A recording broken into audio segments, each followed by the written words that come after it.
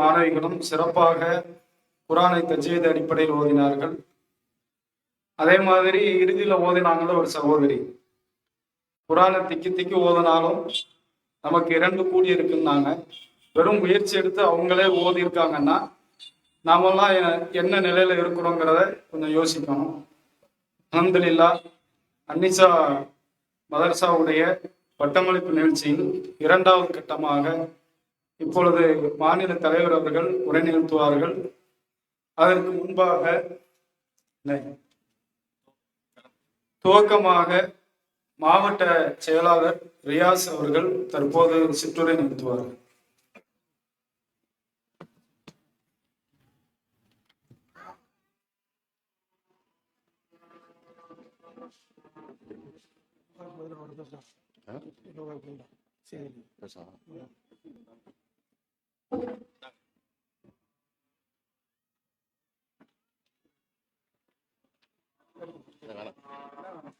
அஸ்ஸலாமு அலைக்கும் வரஹ்மத்துல்லாஹி வபரகாத்துஹு. அல்ஹம்துலில்லாஹ். கண்ணியத்திற்குரிய இஸ்லாமிய சகோதர சகோதரிகளே,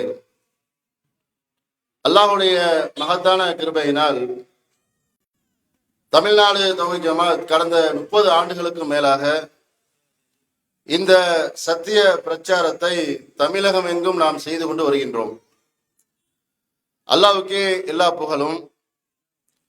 அதன் காரணமாக இன்றைக்கு ஏகத்துவ கொள்கையை ஏற்று பல குடும்பங்கள் இந்த சத்திய கொள்கையை பின்பற்றி வருவதை நாம் காண முடிகிறது. அல்லாஹ்வுக்கே எல்லா புகழும்.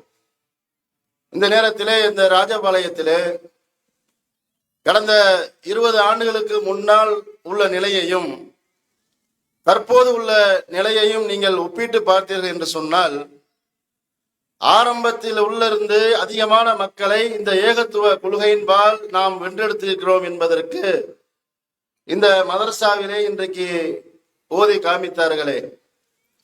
பள்ளியிலே பயில்வதற்கு வயது ஒரு பொருட்டல்ல என்பதை இன்றைக்கு வயதான பெண்களும் சின்ன சின்ன சூறாக்களையும் பயான்கள் மூலியமாகவும் பார்ப்பது மிகவும் மகிழ்ச்சி தரக்கூடிய விஷயமாக இருக்கிறது.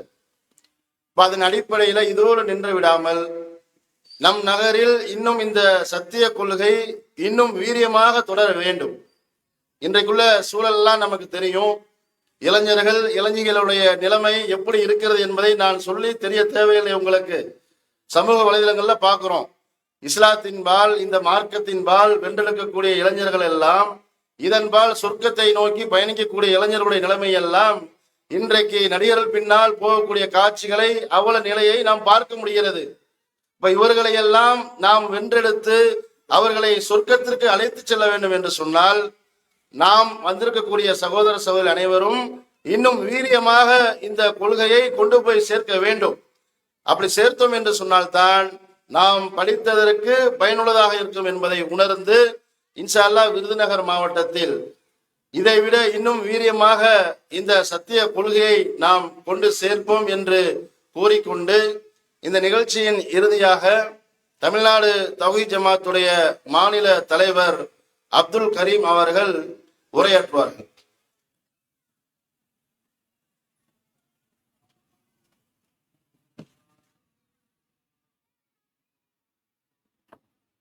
அஸ்ஸலாமு அலைக்கும் வரஹ்மத்துல்லாஹி வபரகாத்துஹு. அல்ஹம்துலில்லாஹ் நஹ்மதுஹு வ நஸ்தஈனுஹு வ நஸ்தக்ஃபிருஹு வ நஊது பில்லாஹி மின் ஷுரூரி அன்ஃபுஸினா வ ஸய்யிஆத்தி அஅமாலினா மன் யஹ்திஹில்லாஹு ஃபலா முضில்ல லஹு வ மன் யுضلل ஃபலா ஹாதிய லஹு வ அஷ்ஹது அன் லா இலாஹா இல்லல்லாஹு வஹ்தஹு லா ஷரீக லஹு வ அஷ்ஹது அன்ன முஹம்மதன் அப்துஹு வ ரசூலுஹு அம்மா பஅத். ரப்பி ஷ்ரஹ் லி ஸத்ரி வ யஸ்ஸிர் லி அம்ரி வஹ்லுல் உக்தத்தம் மின் லிசானி யஃப்கஹு கௌலி. அன்புக்குரிய சகோதர சகோதரிகளே, எல்லாம் வல்ல அல்லாஹ்வின் மகத்தான கிருபையினால் தமிழ்நாடு தௌஹீத் ஜமாத் விருதுநகர் மாவட்டம் ராஜபாளையம் கிளை சார்பாக நடைபெறுகிற பெண்கள் மதரசாவினுடைய சான்றிதழ் வழங்கும் நிகழ்ச்சியில நாம் அனைவரும் பங்கு கொண்டுள்ளோம். இந்த தருணத்தில நபிகள் நாயகம் ஸல்லல்லாஹு அலைஹி வஸல்லம் அவர்களின் இறுதி பேருரை என்கிற தலைப்பிலே முஸ்லிம் சமூகம் பயன்பெற வேண்டிய அல்லாஹ்வின் தூதரனுடைய வழிகாட்டுதல்களை இந்த தலைப்பின் ஊடாக நினைவுபடுத்த விரும்புகிறோம். வரலாற்றிலே மக்களுக்கு பயனுள்ள உரை என்று பல்வேறு தலைவர்கள் ஆற்றிய உரையை சொல்வார்கள். வரலாற்றின் போக்கில் மக்களுக்கு மிகப்பெரிய தாக்கத்தை செலுத்தியதாக குறிப்பிடுவார்கள். இந்தியா அடிமைப்பட்டு கிடந்த காலகட்டத்திலே இந்த நாட்டின் தேச தந்தை என்று போற்றப்படுகிற காந்தி அவர்கள் மக்கள் மத்தியிலே செய் அல்லது செத்து மடி என்று உரையாற்றினார். அது இங்குள்ள இந்தியர்களுக்கு சுதந்திர தாகத்தை ஊட்டியது என்று சொல்வார்கள். அதே போல் நெல்சன் மண்டேலா அவருடைய வரலாற்றில் அவர் மக்கள் மத்தியில் தாக்கம் செலுத்தக்கூடிய வகையில் மிக பெரும் ஒரு உரையை நிகழ்த்தினார். அதுதான் மக்களுக்கு ஜனநாயகம் என்றால் என்ன, ஒரு ஆட்சி அதிகாரம் மக்களுக்கு எவ்வாறு பலனளிக்க வேண்டும் என்கிற வரையறைகளை வழங்கினார் என்று சொல்வார்கள். இவ்வாறு உலகெங்கிலும் பல்வேறு தலைவர்களை அவர் ஏதேனும் ஒரு சந்தர்ப்பத்தில் மக்களுக்கு பயனுள்ள கருத்தை சொன்னதற்காக நினைவு கூறப்படுவதை நாம் பார்க்கிறோம். இந்த வகையிலிருந்து முற்றிலும் வேறுபட்ட வகையில் நபிகள் நாயகம் ஸல்லல்லாஹு அலைஹி வஸல்லம் அவர்களும் மக்கள் மத்தியிலே உரை நிகழ்த்தினார்கள். அனல் தகிக்கக்கூடிய மக்கமா நகரத்திலே லட்சோப லட்ச மக்கள் திரண்டிருக்கக்கூடிய அரபா பெருவழி மைதானத்திலே பல்வேறு மக்கள் முன்னிலையில் நபிகள் நாயகம் ஸல்லல்லாஹு அலைஹி வஸல்லம் அவர்கள் தமது இறுதி ஹஜ்ஜின் போது ஆற்றிய உரையைத்தான் இறுதி பேருரை என்று இஸ்லாமிய வரலாற்று ஆசிரியர்களால் குறிப்பிடப்படுகிறது.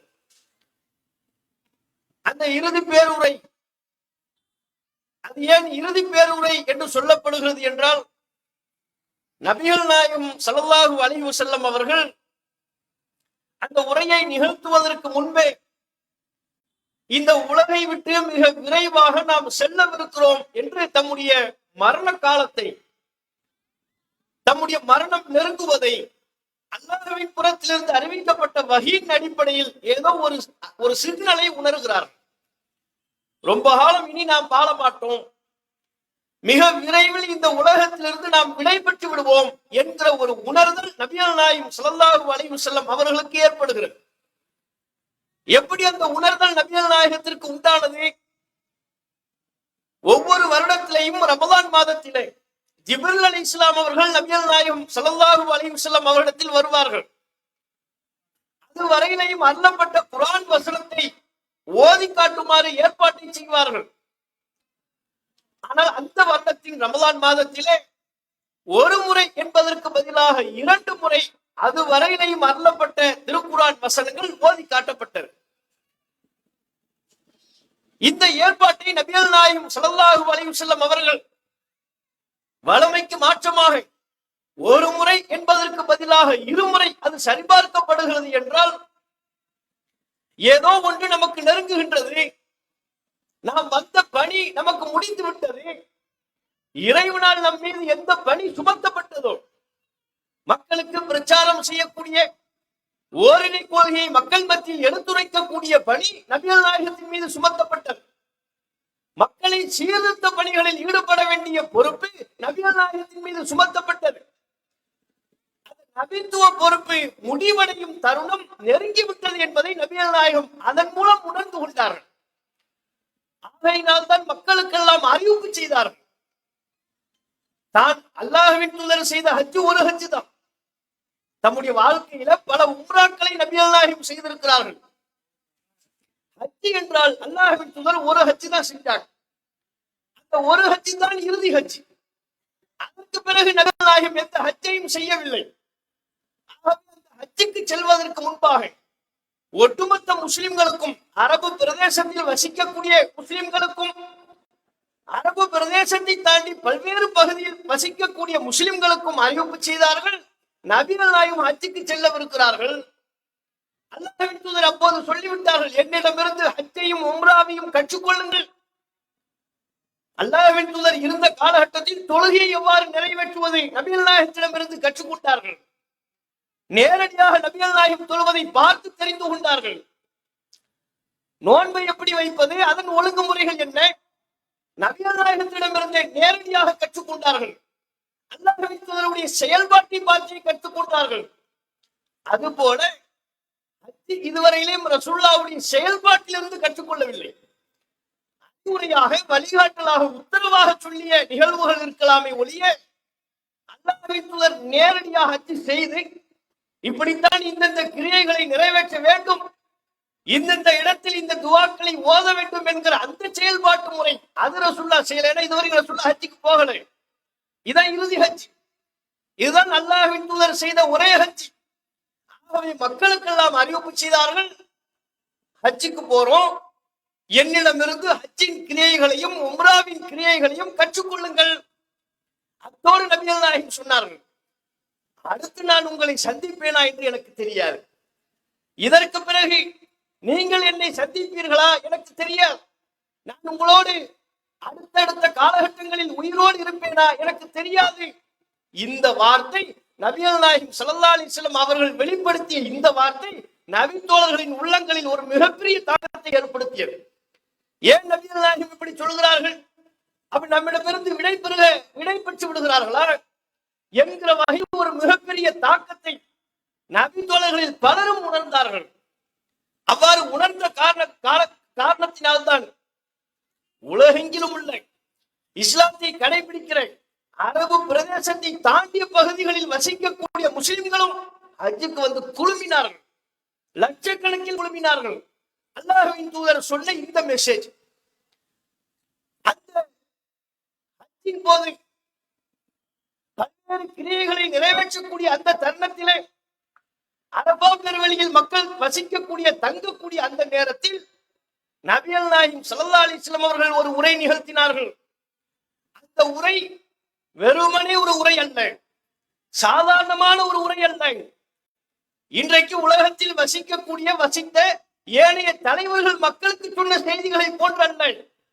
ஒட்டுமொத்த முஸ்லிம் சமூகத்திற்கும், ஏன் முழு மாநில சமூகத்திற்கும் அல்லாஹ்வின் தூதர் அவர்கள் இந்த உலகில் எப்படி வாழ வேண்டும் என்கிற அற்புதமான வழிகாட்டியாக அந்த உரையை அமைத்தார்கள்.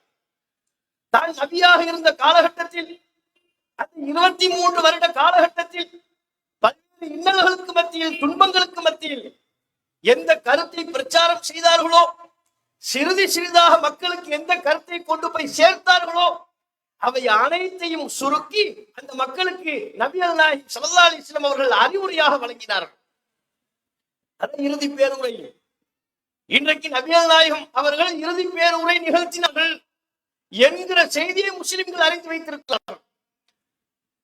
சில முஸ்லிம்களின் வீடுகளில் கூட யாசீனை பிரிண்ட் எடுத்து ஒட்டி வைப்பதை போல, இன்னும் சில முஸ்லிம்கள் வீடுகளில் அரபி வாசகத்தில் வைத்திருப்பார்கள் அல்லவா, ஹாதாவின் ரப்பி, இது என்னுடைய இறைவனின் அருட்கொடை, இந்த வாசகத்தை அச்சிடுவதை போல சில முஸ்லிம்கள் நபிகள் நாயகத்தின் இறுதி பேருரையும் அரபியிலேயோ தமிழிலேயோ அச்சிட்டு வைத்திருப்பார்கள்.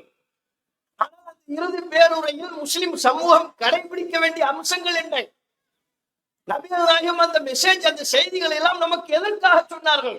வீடுகள்ல வைத்து அழகு பார்ப்பதற்கா, கலர் கலரா டிசைனா அதை பிரிண்ட் எடுத்து நம்முடைய வீடுகள்ல மாட்டி அலங்கரித்துக் கொள்வதற்கா, நாம் நம்முடைய வாழ்க்கையில் கடைபிடிக்க வேண்டும் என்பதற்காக சொன்ன செய்திகள். அப்படி சொன்ன விஷயங்கள் ஏராளம். முழு மாநில சமூகத்திற்கும் பலனளிக்கக்கூடிய தகவல்கள். எந்த தலைவர்களை நீங்கள் எடுத்துக்கொண்டாலும் ஏதேனும் ஒரு துறை சார்ந்து ஏதேனும் குறிப்பிட்ட ஒரு விஷயத்தை மாத்திரம் மையப்படுத்தி மக்களுக்கு கருத்துக்களை சொன்னார்கள். காந்தி எடுத்துக்கொண்டால் சுதந்திரம், அதுதான் அவருடைய உரையில் அதிகம் அடங்கியிருந்தது. அமெரிக்காவில் தோன்றிய பல்வேறு தலைவர்கள் அங்கே பார்த்த நிற அடிப்படையிலான பேதத்தை மாத்திரமே மையப்படுத்தி தங்களுடைய பேச்சுக்களை அமைத்துக் கொண்டார்கள். ஆனால் நபிகள் நாயகம் ஸல்லல்லாஹு அலைஹி வஸல்லம் அவர்கள் தாம் வாழ்ந்த காலம் முழுமைக்கும் சரி, அல்லது அடுத்து குறிப்பிட்ட இந்த இறுதி பேருரையின் போதும் சரி, ஒவ்வொரு நபரையும் தொடர்புபடுத்தக்கூடிய வகையில் அவன் யாராக இருந்தாலும், தனி நபராக இருந்தாலும், தொண்டனாக இருந்தாலும், தலைவனாக இருந்தாலும், ஆன்மீகவாதியாக இருந்தாலும், அரசியல்வாதியாக இருந்தாலும், வியாபாரியாக இருந்தாலும், நுகர்வோராக கஸ்டமராக இருந்தாலும் சரி, அனைவரையும் தொடர்புபடுத்தக்கூடிய வகையில் நபிகள் நாயகம் ஸல்லல்லாஹு அலைஹி வஸல்லம் அவருடைய கருத்துக்களும் அறிவுரைகளும் அங்கே அடங்கியிருந்தது. ஒன்ன விட்டு விடல ரசூலுல்லாஹ். எந்த துறையையும் விட்டு வைக்காமல் எல்லா துறையையும் உள்ளடக்கக்கூடிய வகையில் நபிகள் நாயகம் பல்வேறு கருத்துக்களை அங்கே சலசலவென்று மக்கள் மத்தியில் அள்ளி கொட்டினார். 23 வருஷமா தாம் பார்த்த மக்கள் மத்தியில் என்னென்ன பிழைகள் காணப்படுகிறது, ஒரு சமூகமாக, ஒரு உம்மத்தாக அல்லாஹ்வின் தூதர் கனவு கண்ட இறை செய்தியின் அடிப்படையில் அல்லாஹ் உருவாக்க விரும்பிய ஒரு உம்மத்து எப்படி வாழ வேண்டும், எந்தெந்த விஷயங்களில் அவர்கள் கவனம் செலுத்த வேண்டும், என்னென்ன ஒழுக்கங்களை கடைபிடிக்க வேண்டும், எந்த அளவிற்கு நேர்மையை வெளிப்படுத்த வேண்டும், எல்லாவற்றையும் நபிகள் நாயகம் ஸல்லல்லாஹு அலைஹி வஸல்லம் அவர்கள் சுருக்கி சொன்னார்கள். தம்முடைய இறுதி பேருரையின் போதும் அவற்றை நினைவு கூர்ந்தார்கள். என்னவெல்லாம் சொன்னார்கள்? அல்லாஹ்வின் தூதர் அவர்கள் மக்களுக்கு அங்கே பிரதானமாக சொல்லுகிறார்கள். இந்த நாளை பத்தி கேட்கிறாங்க. ஐயோ யௌமின் ஹாதா, இது எந்த நாள், இது எந்த நாள் என்று உங்களுக்கு தெரியுமா? இது எந்த ஊர்? ஐயோ பலதின் ஹாதா, இது எப்படிப்பட்ட ஊர் என்று உங்களுக்கு தெரியுமா? ஐயோ ஷஹ்ரின் ஹாதா, இது எந்த மாதம், எப்படிப்பட்ட மாதம் என்று தெரியுமா? இந்த கேள்வியை கேட்கிறாங்க தாங்கள் சூழ்ந்து இருக்கிற மக்கள்கிட்ட. அங்கிருந்து சிலர் பதில் சொல்கிறார்கள். பதில் சொல்வதற்கு முன்பு அவர்களுக்கு ஒரு எண்ணம் ஏற்படுகிறது. ஏன் இந்த நாளை பற்றி கேட்கிறார்கள்? ஏன் இந்த மாதத்தை பற்றி கேட்கிறார்கள்? ஏன் இந்த ஊரை பற்றி கேட்கிறார்கள்? வேறு பெயர் வைக்க போகிறார்களா? மக்காவிற்கு நபிகள் நாயகம் வேறு பேர் வைக்க போறாங்களா? ஏன் திடீர்னு இந்த ஊர் என்ன? நாமெல்லாம் ஒரு ஊர்ல இருக்கிறோம், திடீர்னு இது எந்த ஊருன்னு கேட்கறதா இருந்தா தெரியல நீங்க நினைப்பீங்க, இவருக்கு தெரியல அதனால இது எந்த ஊருன்னு கேட்கிறாரு.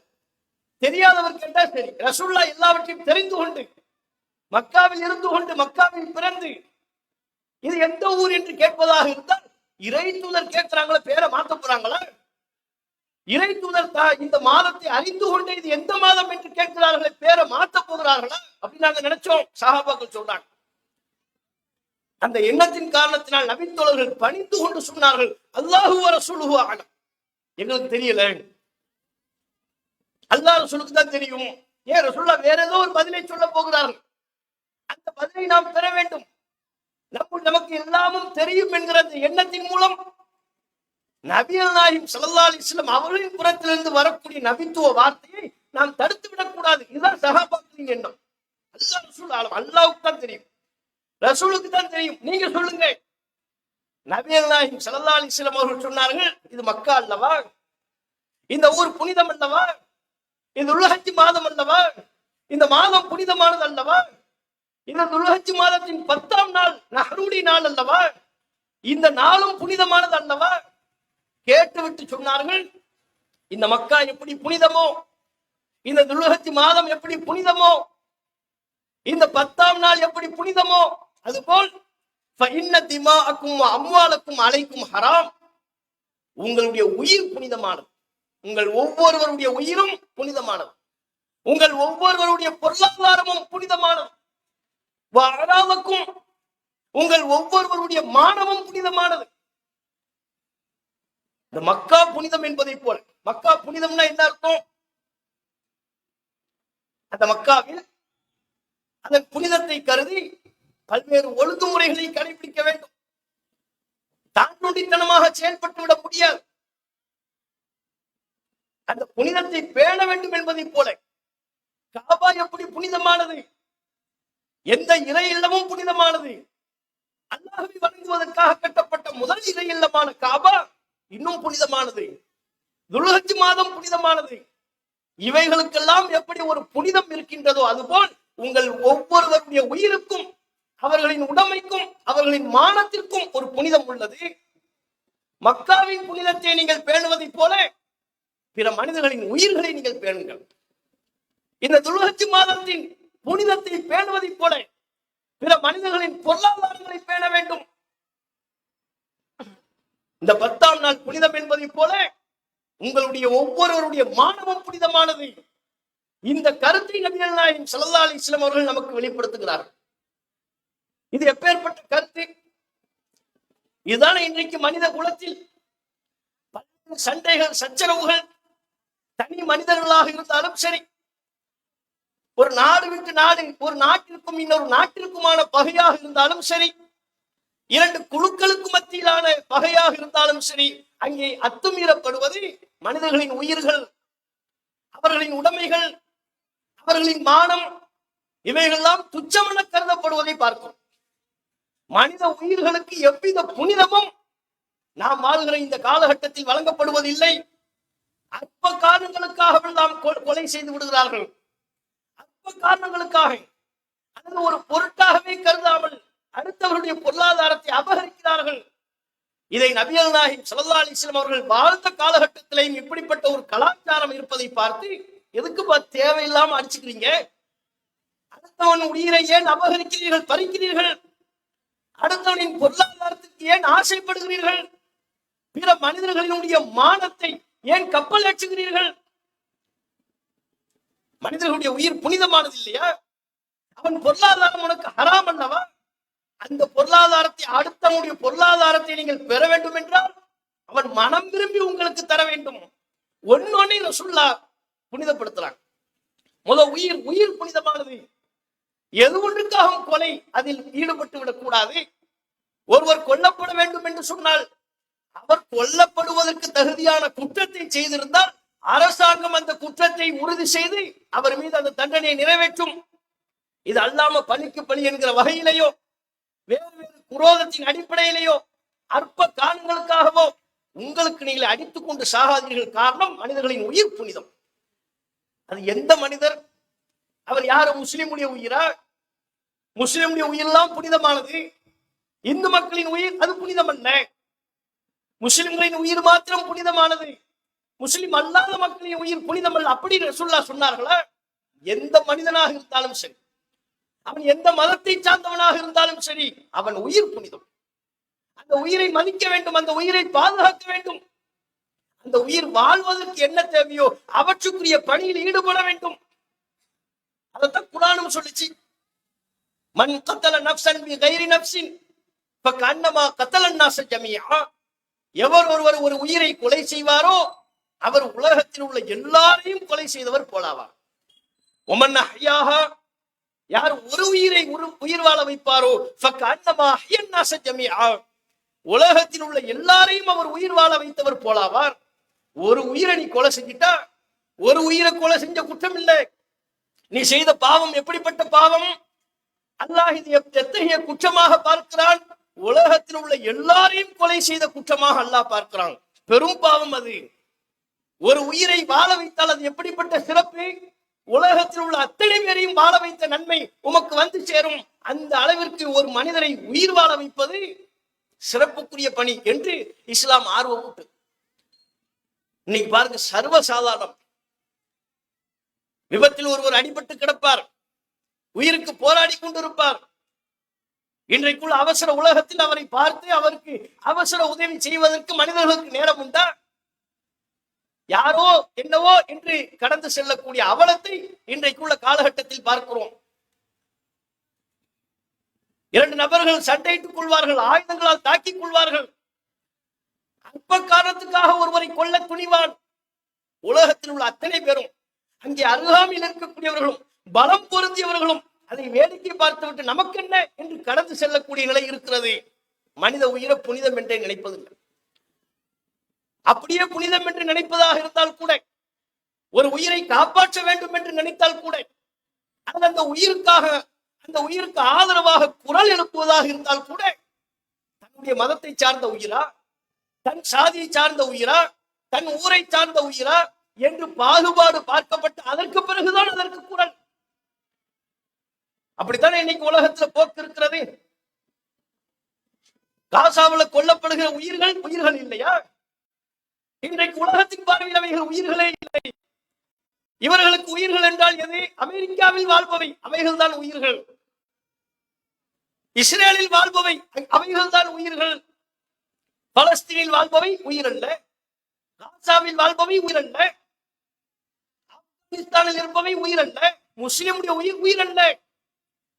இப்படியான ஒரு வெறுப்பு பார்வை இன்றைக்கு பார்க்கப்படுகிறதா இல்லையா? இதையெல்லாம் நபிகள் நாயகம் ஸல்லல்லாஹு அலைஹி வஸல்லம் அவர்கள் தம்முடைய இறுதி பேருரையின் மூலம் ஒட்டுமொத்த மனித குலத்திற்கும் எல்லா உயிரையும் உயிரா மதி. முஸ்லிமுக்கும் ரசூலுல்லாஹ் இதுல மெசேஜ் கொடுக்குறாங்க. என்ன? நீ ஒரு உயிருக்கு குரல் கொடுப்பதா இருந்தா முஸ்லிமான உயிரான் பார்த்து குரல் கொடுக்க கூடாது. அவன் எந்த மதத்தை சார்ந்தவனாக இருந்தாலும் சரி, உயிர்னா அந்த உயிருக்குன்னு ஒரு மரியாதை இருக்கு. நபிகள் நாயகம் ஸல்லல்லாஹு அலைஹி வஸல்லம் அவங்க மதீனாவுல என இறுதி பேருரையில் ரசூலுல்லாஹ் எதை சொன்னார்களோ அது வெறும் ஏட்டில் இருக்கக்கூடிய கருத்துக்கள் அல்ல. அதைத்தான் ரசூலுல்லாஹ் சட்டமாக்குனாங்க. அதைத்தான் ரசூலுல்லாஹ் நடைமுறைப்படுத்தினார்கள். அதைத்தான் தம்முடைய வாழ்க்கையில் செயல்படுத்தினார்கள். எல்லா உயிரையும் சமமா ரசூலுல்லாஹ் நினைச்சாங்க. மதீனாவில் இருக்கும் பொழுது தோழர்களோடு பேசிக் கொண்டிருக்கிறார்கள். ஒரு யூதருடைய ஜனாசா கடந்து சென்றது. ரசூலுல்லாஹ் ஒரு சட்டம் சொல்லியிருக்கிறாங்க. ஏதேனும் ஒரு மரணித்த உடல் நம்மை கடந்து சென்றால் அந்த உடலுக்காக நாம் எழுந்து நிற்க வேண்டும். இது ரசூலுல்லாஹ் சொன்ன ஒரு சட்டம், ஒரு நடைமுறை, கடைபிடிக்கணும். அதுவரையிலே முஸ்லிம்கள் ஒரு முஸ்லிமுடைய உடலுக்கு மாத்திரம் இந்த மரியாதையை செலுத்தி வருகிறார்கள். அந்த சபையில் உள்ள சிலர் சொல்கிறார்கள், அல்லாஹ்வின் ரசூலுல்லாஹ் எழுந்துட்டாங்க. எழுந்த உடனே சொல்லாங்க, அல்லாஹ்வின் தூதரே, அவர் முஸ்லிம் அல்லவே, அவர் முஸ்லிம் கிடையாது, அது யூதர் ஆயிற்றே.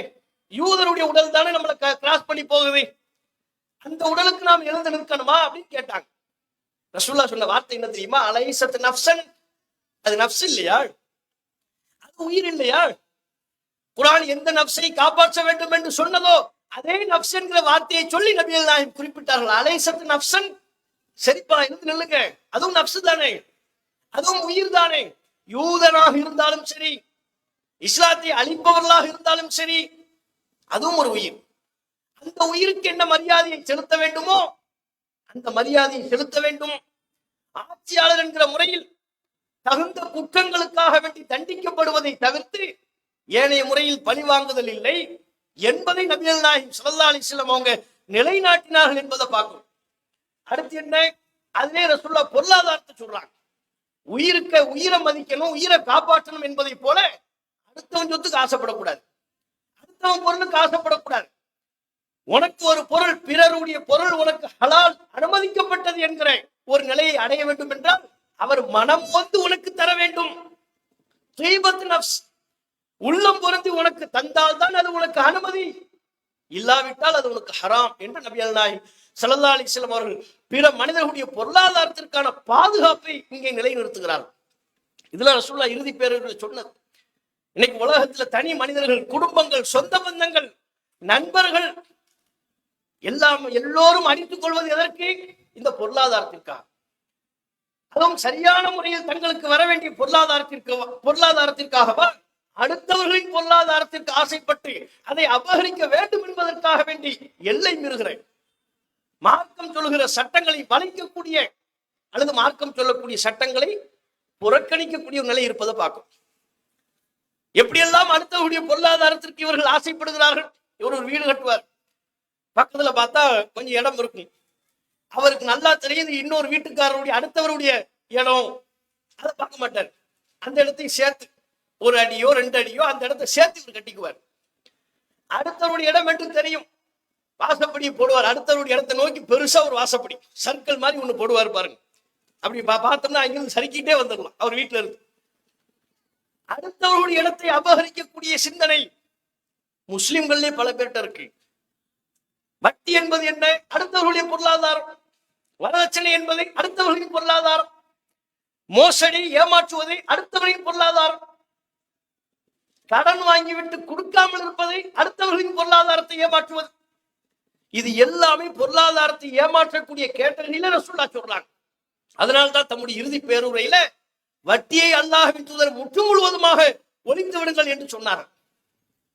யார் யாரெல்லாம் யாருக்காகவெல்லாம் வட்டி கொடுக்க வேண்டியது இருக்கிறதோ அவை அனைத்தும் இந்த தினத்திலிருந்து தள்ளுபடி என்று சொன்னார்கள். வட்டியை கேட்கக்கூடாது, வட்டி வாங்கக்கூடாது, சட்டம். அதுக்கு முன்பு வரையிலேயும் மார்க்க அறிவுரையாக சொல்லப்பட்ட அம்சம் அல்லாஹ்வின் தூதர் அவர்கள் இறுதி பேருரையின் போது அதை சட்டமாக்குகிறார்கள். யாருக்காவது வட்டி கொடுக்க வேண்டியிருக்கா? வட்டியை கொடுக்காதீங்க, கொடுக்க கூடாது. வட்டி அனைத்தும் தள்ளுபடி செய்யப்படுகிறது. கொடுத்தவன் எதை வாங்கிக்க? நீ எந்த மூலதனத்தை கடனாக வழங்கினாயோ அந்த கடன் மூலதனத்தை மாத்திரம் பெற்றுக்கொள். 1000 ரூபாய் கொடுத்தியா, 1000 ரூபாய் மட்டும் வாங்கிக்க. அந்த 1000 ரூபாய்க்கு மாசத்தோறும் 50 ரூபாய் 50 ரூபாய் வட்டி போதே, அந்த வட்டி வாங்கக்கூடாது. கூடாது என்று சொன்னார்கள். கூடாது என்பது மாத்திரமல்ல, அந்த சமூகத்தில் ரசூலுல்லாஹ்வுடைய பெரிய தகப்பனார் அப்பாஸ் அவர்கள் மக்கள் மத்தியில் கடன் கொடுத்து வட்டி வாங்கி கொண்டிருந்தார். நபிகள் நாயகம் சொன்னார்கள், வட்டி தள்ளுபடி செய்யப்படுகிறது, அனைத்து வட்டியும். அதில் முதலாவது தள்ளுபடி செய்யப்படுகிற வட்டி என் பெரிய தகப்பனார் அப்பாஸ் அவர்களின் வட்டி. எது ரசூலுல்லாஹ் சொன்னாலும் தன்னிலிருந்து அதை செயல்படுத்துவார்கள், தன் குடும்பத்தில் அதை நிறைவேற்றுவார்கள். மக்களுக்கெல்லாம் ஒன்றை உபதேசமாக செய்துவிட்டு அதற்கு மாறு செய்யக்கூடிய வழக்கம் ரசூலுல்லாஹ்வுக்கு கிடையாது. மக்களுக்கு என்ன சட்டமோ அதான் தனக்கும், மக்களுக்கு எதை உபதேசமாக சொன்னார்களோ அதான் ரசூலுல்லாஹ்வுடைய வாழ்க்கை, அதான் ரசூலுல்லாஹ்வுடைய செயல்பாடு. சொல் ஒன்று செயல் ஒன்று என்பது ரசூலுல்லாஹ்ட்ட கிடையாது. மக்களுக்கெல்லாம் ஒழுக்கத்தை கற்பித்து விட்டு தான் காரியத்தில் வீழக்கூடியவர்களாக நபிகள் நாயகம் இருந்ததில்லை. மக்களுக்கெல்லாம் நேர்மையை சொல்லிவிட்டு அந்த நேர்மைக்கு மாற்றமாக அடுத்தவர்களை ஏமாற்றி பிழைக்கக்கூடிய பிழைப்பை நபிகள் நாயகம் செய்யவில்லை. என்ன சொன்னார்களோ அதை கொஞ்சம் கூட அச்சு மாறாமல் பிசகாமல் நபிகள் நாயகம் கடைபிடிப்பார்கள். வட்டி தள்ளுபடி என்று சொன்னார்களா, தன் குடும்பத்திலிருந்து அதை செயல்படுத்துகிறார்கள். அப்பாஸுக்கு யார் யாரெல்லாம் வட்டி கொடுக்க வேண்டியது இருக்கிறதோ அவை அனைத்தும் தள்ளுபடி செய்யப்பட்டு விட்டது. யாரும் நீங்க அவருக்கு வட்டி கொடுக்க வேண்டியது இல்லை. அவர் மகன், நான் சொல்லுகிறேன், பெரிய தகப்பனார் தானே, தன் குடும்பத்தில் உள்ள ஒரு ஆள் அல்லவா. பெரிய தகப்பனாருக்கு மகன் என்கிற முறை அவருக்கு ஒரு உரிமை இருக்கிறது அல்லவா. மகன் என்கிற உரிமையில் சொன்னார்கள் அனைத்தும் தள்ளுபடி, கொடுக்க வேண்டியதில்லை, அசலை மட்டும் கொடுங்க. எதை நீங்க கடனாக பெற்றீர்களோ அந்த கடன் தொகையை மாத்திரம் நிறைவேற்றினால் போதும். பாருங்க, எப்படி ஒரு வட்டி இல்லாத ஒரு சமூகத்தை தான் ரசூலுல்லாஹ் உருவாக்கணும்னு நினைக்கிறாங்க. ஏன் வட்டிங்கிறது நம்ம சாதாரணமா என்ன ஒரு சாதாரண ஒரு விஷயமா நம்ம நினைக்கிறோம், அலட்சியமா கடந்து போறோம். ஆமா, 1000 ரூபாய் அவர்கிட்ட இருந்து நான் கடன் வாங்கினேன், மாசம் மாசம் 50 ரூபாய் வட்டி கொடுத்தா என்ன, எனக்கு 1000 ரூபாய் கிடைச்சிச்சுல, அவரிடமிருந்து ஒரு அவசர நேரத்தில் எனக்கு கடன் தந்தார் அல்லவா, இப்படி நம்ம நினைக்கிறோம். இது பல பேருடைய வாழ்க்கையை குழி தோண்டி புதைக்கிறது. 50 ரூபான்னு பார்க்கும்போது உங்களுக்கு சிரமமா தெரியாது. அதுவே நீங்கள் பல ஆயிரங்களில் கடன் பெறுகின்ற பொழுது கொஞ்சம் கொஞ்சமாக இந்த பழக்கம் அதிகரிக்கின்ற பொழுது எத்தனை நபர்கள் இந்த வட்டியால் பாதிக்கப்படுறாங்க. வட்டிலே என்ன பல்வேறு வகை சொல்வார்கள், கந்து வட்டி, மீட்டர் வட்டி என்று பல வகை வட்டிகள். நம்ம ஊர்களிலேயே தமிழ்நாட்டிலேயே வட்டி கொடுமையினால எத்தனை குடும்பங்கள் சீரழிந்ததை பார்த்தோம். நம்ம வட்டி டேஞ்சருங்கிறது நமக்கு தெரியாத ஒண்ணு, புதுசா உள்ள ஒண்ணு. வட்டி டேஞ்சரு, அது குடும்பத்தை நாசமாக்கக்கூடியது. ஒரு குடும்பத்தை நடுத்தரவில் கொண்டு வந்து நிறுத்திவிடும், அவன் குடும்பத்தினுடைய மானத்தை அது வாங்கிவிடும். அப்படிங்கிற ஒரு விஷயம் நமக்கு தெரியாத விஷயமா கண் கொண்டு பார்த்துக்கிட்டு இருக்கிறோம். சில வருடங்களுக்கு முன்பு கந்துவட்டி கொடுமையினால நெல்லையில ஒரு குடும்பம் கலெக்டர் ஆபீஸுக்கு முன்னால போய் தானு, தன் மனைவி, தன் பிள்ளைகள் குடும்பத்தோடு பெட்ரோல் ஊற்றி தீ குளித்தார்கள். இது ஒரு நிகழ்வு.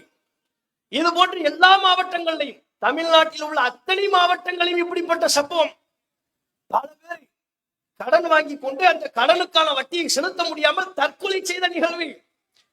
நீங்க சாதாரண நபர்களை பாக்குறீங்க, பெரும் பணக்காரன், பெரும் பணக்காரர்கள், பண முதலைகள், அவர்கள் இந்த வட்டி என்கிற சுழலில் சிக்கும் பொழுது தற்கொலை என்கிற முடிவிற்கு சென்று விடுகிறார்கள். பார்க்கிறோமா இல்லையா? எவ்வளவு பெரிய பண முதலாளிகள், கஃபே காபி டேவினுடைய நிறுவனர், உலகெங்கிலும் பல பிரான்ச்சுகளை வைத்திருக்கிறார், கிளைகளை நிறுவி இருக்கிறார், கோடீஸ்வரர். ஆனால் தன்னுடைய தொழிலை பெருக்கிக் கொள்வதற்காக அவர் வாங்கிய கடனுக்கு வட்டி செலுத்த முடியல. செலுத்த முடியாம என்ன, எல்லா இடங்களிலேயும் ஊரெங்கிலும் நாடெங்கிலும் அவருடைய கிளைகள் இருக்கிறது. ஆனால் தற்கொலை என்கிற முடிவிற்கு தள்ளப்படுவதை பார்த்தோம். அப்போ ஒரு சின்ன குடும்பமா இருந்தாலும் சரி, பெரிய பணக்காரனா இருந்தாலும் சரி, இந்த வட்டிங்கிற ஒன்றை சிக்கும் பொழுது ஒரு நாடா இருந்தாலும் சரி, அது சீரழிவை நோக்கி சென்று விடும். பணம் பெருகுவதை போல் தெரியும், ஆனால் பெருகுவதில்லை. உண்மையில் பணம் சுருங்குகிறது, அது அவனை இருக்குகிறது. அதனால்தான் அல்லாஹ் குர்ஆனில் சொன்னான், வட்டியை அல்லாஹ் அழிக்கின்றான், அது பெருகுவதல்ல, அது அழிக்கிறது. அல்லாஹ் அழிச்சிடுறான். கண் பார்வைக்கு அது வளர்வதை போல் தெரியும். நீ 1000 ரூபாய் கொடுத்து 50 ரூபாயா உனக்கு பெருகுவதை போல் தெரியும். அல்லாஹ் அதில் எந்த நன்மையும் இல்லாமல் ஆக்கி விடுவான், வட்டியை அழித்து விடுவான். சதகாத், நீ ஏழைகள் கஷ்டப்படக்கூடிய ஏழைகளுக்கு உடைய பொருளாதாரத்தில் இந்த தர்மம் வழங்கினால் அந்த தர்மத்தை அல்லாஹ் பன்மடங்காக பெருக்குவான், உனக்கு மன நிறைவை தருவான். மன உளைச்சல்ல தானுங்க வட்டி கொடுத்தவன் வாங்கினவன்லாம் தற்கொலை என்கிற முடிவை நோக்கி சென்று விடுகிறான். இன்னைக்கு நம்ம சமுதாயம் எதுக்கெல்லாம் வட்டி வாங்கணுங்கிறதே விவசாய இல்லை. எல்லாம் இன்ஸ்டால்மெண்ட். இவர் வேற பேரை வச்சுக்குவார். வட்டிக்கு இவர் என்ன, இன்னைக்குள்ள நாகரீக காலத்துல வட்டிங்கிற பேர்ல வர்றதில்லை. நம்மளாம் வட்டி வாங்க மாட்டோம்னு தெரிஞ்சுக்கிட்டேன் ஜீரோ இன்ட்ரெஸ்ட்னு ஒருத்தன் வருவான் உள்ள. Zero interest. வட்டிக்கு வச்சிருக்கிற பேரை என்ன, இன்ட்ரெஸ்ட். நம்ம ஆர்வத்தை அதிகரிக்கிறதுக்கு, நம்ம இன்ட்ரெஸ்ட் அதிகரிப்பதற்கு அவன் வச்சிருக்கிற பேர் என்ன, இன்ட்ரெஸ்ட். Zero interest. உங்களுக்கு வட்டியே இல்லைங்க அப்படிங்குமா. சரி வட்டி இல்லை, சரி இப்ப நீ எவ்வளவு கடன் தர்ற? அவரு சொல்லுவார் 50,000 ரூபாய் கடன் வாங்கிக்கிங்க. திருப்பி நான் இப்ப எவ்வளவு தரணும்? தற்போது 55,000 தாங்க. இல்ல 5,000 ரூபாய் கூட கேட்கறீங்களங்க. ஆமாங்க, அதுக்கு அது டாக்குமெண்ட் அதெல்லாம் செலவு இருக்குல்ல. 5,000 ரூபாய்க்கு பேப்பர், ஒரு பக்கம் பேப்பர், அதை நம்ம பேர் எழுத போறோம், நம்ம வீட்டு அட்ரஸ் எழுத போறோம், அதுக்கு 5,000 ரூபாயா? அப்ப டாக்குமெண்ட் சார்ஜ்ங்கிற பேர்லையும் ஜீரோ இன்ட்ரெஸ்ட்ங்கிற பேர்லையும் உண்மையில் வட்டி இல்லாமல் நடைபெறக்கூடிய குடுக்கல் வாங்கலும் இருக்கிறது. அவை தனி. வட்டி அடிப்படையில ஏராளமான குடுக்கல் வாங்கல். ஒரு கடைக்கு போனோம்னா ஒரு போவார், ஏசி வாங்குவார், இன்ஸ்டால்மெண்ட் வட்டி. ஏசி வாங்குவதில் வட்டி இருக்கிறது, வாகனத்துல வட்டி இருக்கிறது. ஒரு பைக்கு, அதை மாசம் மாசம் அந்த தொகை கொடுத்து வாங்கிக்கிறேன். இவை இன்றைக்கு உள்ள அத்தியாவசிய பொருட்களாவது சரி. இளைஞர்கள் ஒரு குரூப் இருக்கு, நம்மளே ஒரு குரூப் இருக்கலாம். வச்சா ஆப்பிள் போன் தான் வைப்பார். வச்சா ஆப்பிள் போன் தான். அதுவும் என்ன புது மாடல் என்னவோ அதுதான் வாங்குவார். சரி, அந்த மாடல் வாங்குறதுக்கு கையில காசாவது இருக்கா? அதுவும் இல்லை. அப்ப எப்படிப்பா வாங்க போறேன்? மாசம் 10,000 ரூபாய் கொடுத்து நான் அந்த கடன் அடைச்சிருவேன். எவ்வளவு போன்? எவ்வளவுப்பா போன்? Just 2 lakhs only. Just 2 lakhs only. 2 லட்சம் தான். அப்ப 2 லட்சம் வச்சிருந்தவன் வாங்குனா அது ஒரு கணக்கு. இவன் அந்த பணமே இல்லை, கடனுக்கு அந்த போனை வாங்கி அந்த கடனுக்கு வட்டி கொடுத்து, அப்ப எப்பேற்பட்ட ஒரு சூழல்ல இவன் சிக்கிற வட்டி என்பது நம்ம சமூகத்தில் எப்படி பார்க்கப்படுகிறது? சாதாரணமான ஒன்று, அது குற்றமே இல்லைன்னு பார்க்கப்படுது. அதெல்லாம் பெரும் குற்றம். அடிப்படை தேவைகளுக்கு வாங்குவதை தாண்டி ஆடம்பரத்திற்கு இன்றைக்கு வாங்கி கொண்டிருக்கிறார்கள். வசதி வாய்ப்புகளை பெருக்கிக் கொள்வதற்கு வாங்கிக் கொள்கிறார்கள். அர்த்தமற்ற விஷயங்களுக்கெல்லாம் அவசியமே இல்லைங்க. திடீர்னு ஒருத்தர் வீட்டு கதவை தட்டுவார். அதுவும் பெண்களா இருந்தா பெண்கள்லாம் சேர்ந்து அவங்க ஒரு குழு வச்சிருக்கிறாங்க. குழுங்கிற பேர்ல உங்களுக்கு எதாவது பணத்து வேணுமா? அவனுக்கு என்ன அக்கறை? நமக்கு பணம் வேணுமான்னு கேட்கிற அக்கறை அவனுக்கே வருது. நம்ம சொந்த பந்தங்களுக்கு வராத அக்கறை. நம்ம சொந்த பந்தங்கள் யாராவது கேட்டு பார்த்துருக்கீங்களா? வீட்டு கதவை தட்டி உங்களுக்கு கடன் வேணுமா, பணம் வேணுமான்னு கேட்கறாங்களா? அவங்க கேட்கறது இல்லை. யார் கேட்கறான்? நமக்கு யாருன்னே தெரியாத அவன் போன் பண்றான். உங்களுக்கு ஏதாவது லோன் வேணுமா? நான் உன்கிட்ட கேட்டேனா லோனு? எதுக்கு? அவனுக்கே அக்கறை. லோனுங்கிற ஒரு தூண்டில போட்டு நம்மளை உள்ளிழுத்து, அதுக்கப்புறம் நம்முடைய வாழ்நாள் முழுக்க அவனுக்கு லோன் கொடுத்து, வாங்கின லோனை அடைச்சது மட்டும் இல்லாம அதுக்கு வட்டி கொடுத்தே நம்ம வாழ்க்கை கழிஞ்சிடும், நம்ம வாழ்க்கை ஓஞ்சிடும். நம் சமூகம் அதிலேயே படுத்து விடுவார்கள், அதிலேயே அழிந்து விடுவான். அல்லாஹ் பரக்கத்தை அழித்து விடுவான். அப்படிப்பட்ட ஒன்றில் சிக்கி கொண்டிருக்கிறார்கள். வந்து கேட்டா போதும், யாராவது ஒரு குரூப் வந்து கதவை தட்டி உங்களுக்கு ஏதாவது வேணுமா, லோன் வேணுமா, மாசம் இவ்வளவு வட்டி, இவர் பாப்பாரு, கண்ணை உருட்டிக்கிட்டான், தாங்கன்னு வாங்கிட்டு போயிடுறாரு. ஏன்? பணம் வருது இல்ல, 10,000 ரூபாய் தரான்ல, யார் தரா? இப்போ உள்ள காலத்துக்கு கடன் கேட்ட எவன் தர்றான்? மாமன் தரானா, மச்சான் தரானா, அண்ணன் தரானா, அக்கா தராங்களா? இந்த அவன் தரான்ல, வீடு தேடி வந்து தரானா இல்லையா? அவன் அவனை மதிச்சு நம்ம வாங்கணுமா இல்லையா? ஏதோ அவன் கடன் நம்ம மேல உள்ள அக்கறை இல்லையா தர்றான்? வட்டி என்கிற இந்த விஷயத்தில் சிக்க வேண்டும் என்பதற்காக, அதுவும் பெண்களை தேடி இந்த ஒரு கும்பல் செயல்பட்டு கொண்டு முஸ்லிம்களையும் இந்த வட்டி என்கிற சூழலில் சிக்க வைத்து, அல்லாஹும் ரசூலும் நமக்கு சொன்ன அந்த வட்டி அற்ற, அல்லாஹ் இதில் பரக்கத்தை அழித்து விட்டானோ அப்படிப்பட்ட வட்டியிலிருந்து தூரமாக்க வேண்டும் என்று நபி அல்லாஹ் விரும்பினார்கள். ஆனால் இன்றைக்கு முஸ்லிம் சமூகமும் இதில் விழுந்து கிடப்பதை பார்க்கிறோம். ஒரு குடும்பமாக என்று இல்லாமல் ஒரு நாடு இந்த வட்டியில் விழுந்து விட்டார். ஒட்டுமொத்தமா நாட்டின் பொருளாதாரமே எதன் அடிப்படையில? வட்டி அடிப்படையிலான பொருளாதாரம். இவன் வட்டி வாங்குறதுனால, வட்டி கொடுக்கறதுனால என்ன ஆகுது? ஒரு பெரிய முதலாளி வங்கியில கடன் வாங்குறான் தன்னுடைய நிறுவனத்தை பெருக்கிக் கொள்வதற்கு. அந்த வாங்கிய கடனுக்கு வட்டியும் கொடுக்க வேண்டும் என்று சொல்லும் பொழுது அவன் என்ன பண்ணுவான்? தான் உற்பத்தி செய்கிற அந்த பொருளிலேயும் வட்டியின் விலையை பிரதிபலிப்பான். அதை விற்பனை செய்யும் போது வட்டியின் விலை அதிலேயும் பிரதிபலிக்கும். இப்படி வட்டி என்பது ஒட்டுமொத்தமா யாரோ எங்கோ ஒருவர் வாங்குகின்ற வட்டி கூட நம்முடைய வீட்டை பதம் பார்க்கும், நம்முடைய வீட்டிற்கு ஒரு மிகப்பெரிய இழிவையும் நஷ்டத்தையும் ஏற்படுத்தும். அதனாலதான் நபி நாயகம் ஸல்லல்லாஹு அலைஹி வஸல்லம் அவர்கள் தாம் உருவாக்கிய அந்த நாட்டில், தாம் உருவாக்கிய அரசமைப்பு சட்டத்தில் அல்லாஹ்வின் வஹீன் அடிப்படையில் மக்களை வழிநடத்தக்கூடிய பொறுப்பாக ஒரு இறை தூதர் என்கிற முறையில் நபிகள் நாயகம் சொன்னார்கள், வட்டி கூடாது, வட்டி தள்ளுபடி, வட்டி யாரும் வாங்கக்கூடாது, கொடுக்க கூடாது, அது இறைவனின் சாபத்திற்குரியது. காலாகாலத்திற்கும் அந்த பிரச்சாரத்தை செய்தார்கள். தம்முடைய இறுதி பேருரையிலையும் நபிகள் நாயகம் ஸல்லல்லாஹு அலைஹி வஸல்லம் அவர்கள் அதனை சொன்னார். இன்னைக்கு பிறருடைய மானத்தை பற்றி எல்லாம் ஒன்றுமே சொல்ல மாட்டார். அற்ப விஷயங்களுக்காக எல்லாம் இன்னைக்குள்ள காலம் என்ன, பேஸ்புக்ல ட்ரோல் செய்யப்படுற காலம் தான். வயசானவங்களை எல்லாம் என்ன, இந்த யங்ஸ்டர் வச்சிருக்கிற பேரு பூமர். இப்ப வீட்டுல தகப்பனார் தம் பிள்ளைக்கு அறிவுரை சொன்னான்னு வைங்க, அவனுக்கு வச்சிருக்கிற பேரு பூமர் அங்கிள். பேஸ்புக்ல அவர் தகப்பனார் சொன்ன அறிவுரையை கிண்டல் பண்ணி, நக்கல் பண்ணி, மீம்ஸ் போட்டு, இதான் இன்னைக்குள்ள காலம். யாரும் எங்கும் ஒரு சபையில் மக்களுக்கு ஒரு அறிவுரையை சொல்லிவிட்டால் அந்த அறிவுரை சொன்னதற்காகவே கேலி செய்யப்படுகிற, கிண்டல் செய்யப்படக்கூடிய ஒரு காலம் இன்றைக்குள்ள காலகட்டம். அதையும் நபிகள் நாயகம் ஸல்லல்லாஹு அலைஹி வஸல்லம் அவர்கள் கவனத்தில் கொண்டு, அடுத்தவனுடைய மானம் புனிதமானது. மானம் புனிதம்னா என்ன? தேவையில்லாம அடுத்தவனை பத்தி பேசாத, புறம் பேசாத. புறம் பேசுவதை அவன் இல்லாத சபையில் அவனை பற்றி பேசுவதே தவறு. அவனிடத்தில் இல்லாத அல்லது அந்த பெண்ணிடத்தில் இல்லாத விஷயங்கள் எல்லாம் அடுத்தவனிடத்தில் நீ சொல்லிக் கொண்டிருந்தால் அது அவதூறு. புறம் பேசுவதை, அவதூறு பேசுவதை நபிகள் நாயகம் ஸல்லல்லாஹு அலைஹி வஸல்லம் அவர்கள் கண்டிக்கிறார்கள். அடுத்தவன் மாமிசத்தை சாப்பிட உனக்கு விருப்பமா என்று குர்ஆன் கேள்வி எழுப்புகிறது. அப்ப பாருங்க எந்த அளவுக்கு ஒரு சமூகம், ஒரு நாகரிகம் மிக்க ஒரு சமூகமா ரசூலுல்லாஹ் கட்டமைக்க விரும்புகிற சமூகம் என்பது புறம் பேசிக் கொண்டிருப்பதில் நேரத்தை கழிக்கக்கூடிய சமூகம் அல்ல. ஆக்கப்பூர்வமான விஷயத்தை பேசு. அடுத்த குடும்பத்தை பத்தி உனக்கு எதுக்கு? அடுத்தவர்கள் பற்றி நீ ஏன் பேசிக் கொண்டிருக்கிறாய் தேவையில்லாமல்? அடுத்தவருடைய மானம் புனிதமானது அல்லவா? அப்ப புறம் பேசுவதை நபிகள் நாயகம் ஸல்லல்லாஹு அலைஹி வஸல்லம் அவர்கள் கண்டிக்கிற விதமாக பிற மனிதர்களுடைய மானம் புனிதமானது என்கிறார்கள். இது அடுத்து பிற மக்கள் குறித்து ரசூலுல்லாஹ் சொன்னது. அதே இடத்தில் தான் நபிகள் நாயகம் ஸல்லல்லாஹு அலைஹி வஸல்லம் அவர்கள் சமத்துவ சிந்தனையை இங்கே உருவாக்கினார்கள். 23 ஆண்டு காலத்துல நபிகள் நாயகம் அவற்றை பிரச்சாரம் செய்து வந்தார்கள். எந்தெந்த வகையில் எல்லாம் வேறுபாட்டான உணர்வுகள் மக்கள் மத்தியில் இருந்ததோ எல்லாவற்றையும் வேரோடு பிடுங்கி எறிந்தார்கள். ஏற்றத்தாழ்வு எந்தெந்த வகையில எல்லாம் கற்பிப்பார்களோ, நிறத்தின் அடிப்படையில, மொழியின் அடிப்படையில, இனத்தின் அடிப்படையில, இதுவெல்லாம் ஏற்றத்தாழ்வு பார்க்கப்பட்ட ஒவ்வொரு நாட்டிலையும் ஒவ்வொரு விதமா. அமெரிக்காவை எடுத்துக்கொண்டால் கலருக்கு அங்க பெருசா நினைப்பாங்க, வெள்ளையா இருந்தா தான் மதிப்பு, கருப்பர்களுக்கு அங்கே மதிப்பில்லை, கருப்பர்கள் மனிதர்களாகவே நடத்தப்பட மாட்டார்கள், ஒரு வெள்ளையனுக்கு இருக்கக்கூடிய உரிமை கருப்பர்களுக்கு இல்லை. இது அமெரிக்காவின் நிலை. இந்தியாவுல சாதி அடிப்படையிலான ஏற்றத்தாழ்வுகள், இவர்களாகவே சில சாதிகளை, கட்டமைப்புகளை ஏற்படுத்தி கொண்டு இது உயர்ந்த சாதி, இது தாழ்ந்த சாதி, இந்த சாதியில பிறந்தால் உயர்வு, இந்த சாதியில் பிறந்தால் தாழ்ந்தவன், உயர் சாதிக்கு எல்லா உரிமையும் உண்டு, தாழ்ந்த சாதியில் ஒருவன் பிறந்து விட்டால் அவனுக்கு எந்த உரிமையும் இல்லை, நாம் சொல்வதை அவன் கேட்க வேண்டும். ஆணா இருந்தாலும் பெண்ணா இருந்தாலும் அவன் உயர் சாதி மக்களுக்கு அடிமை. உயர் சாதி மக்கள் ஆடை அணிவதை போல் அவன் ஆடை அணியக்கூடாது, உயர் சாதி மக்கள் செருப்பணிவதை போல் அவன் செருப்பணியக்கூடாது.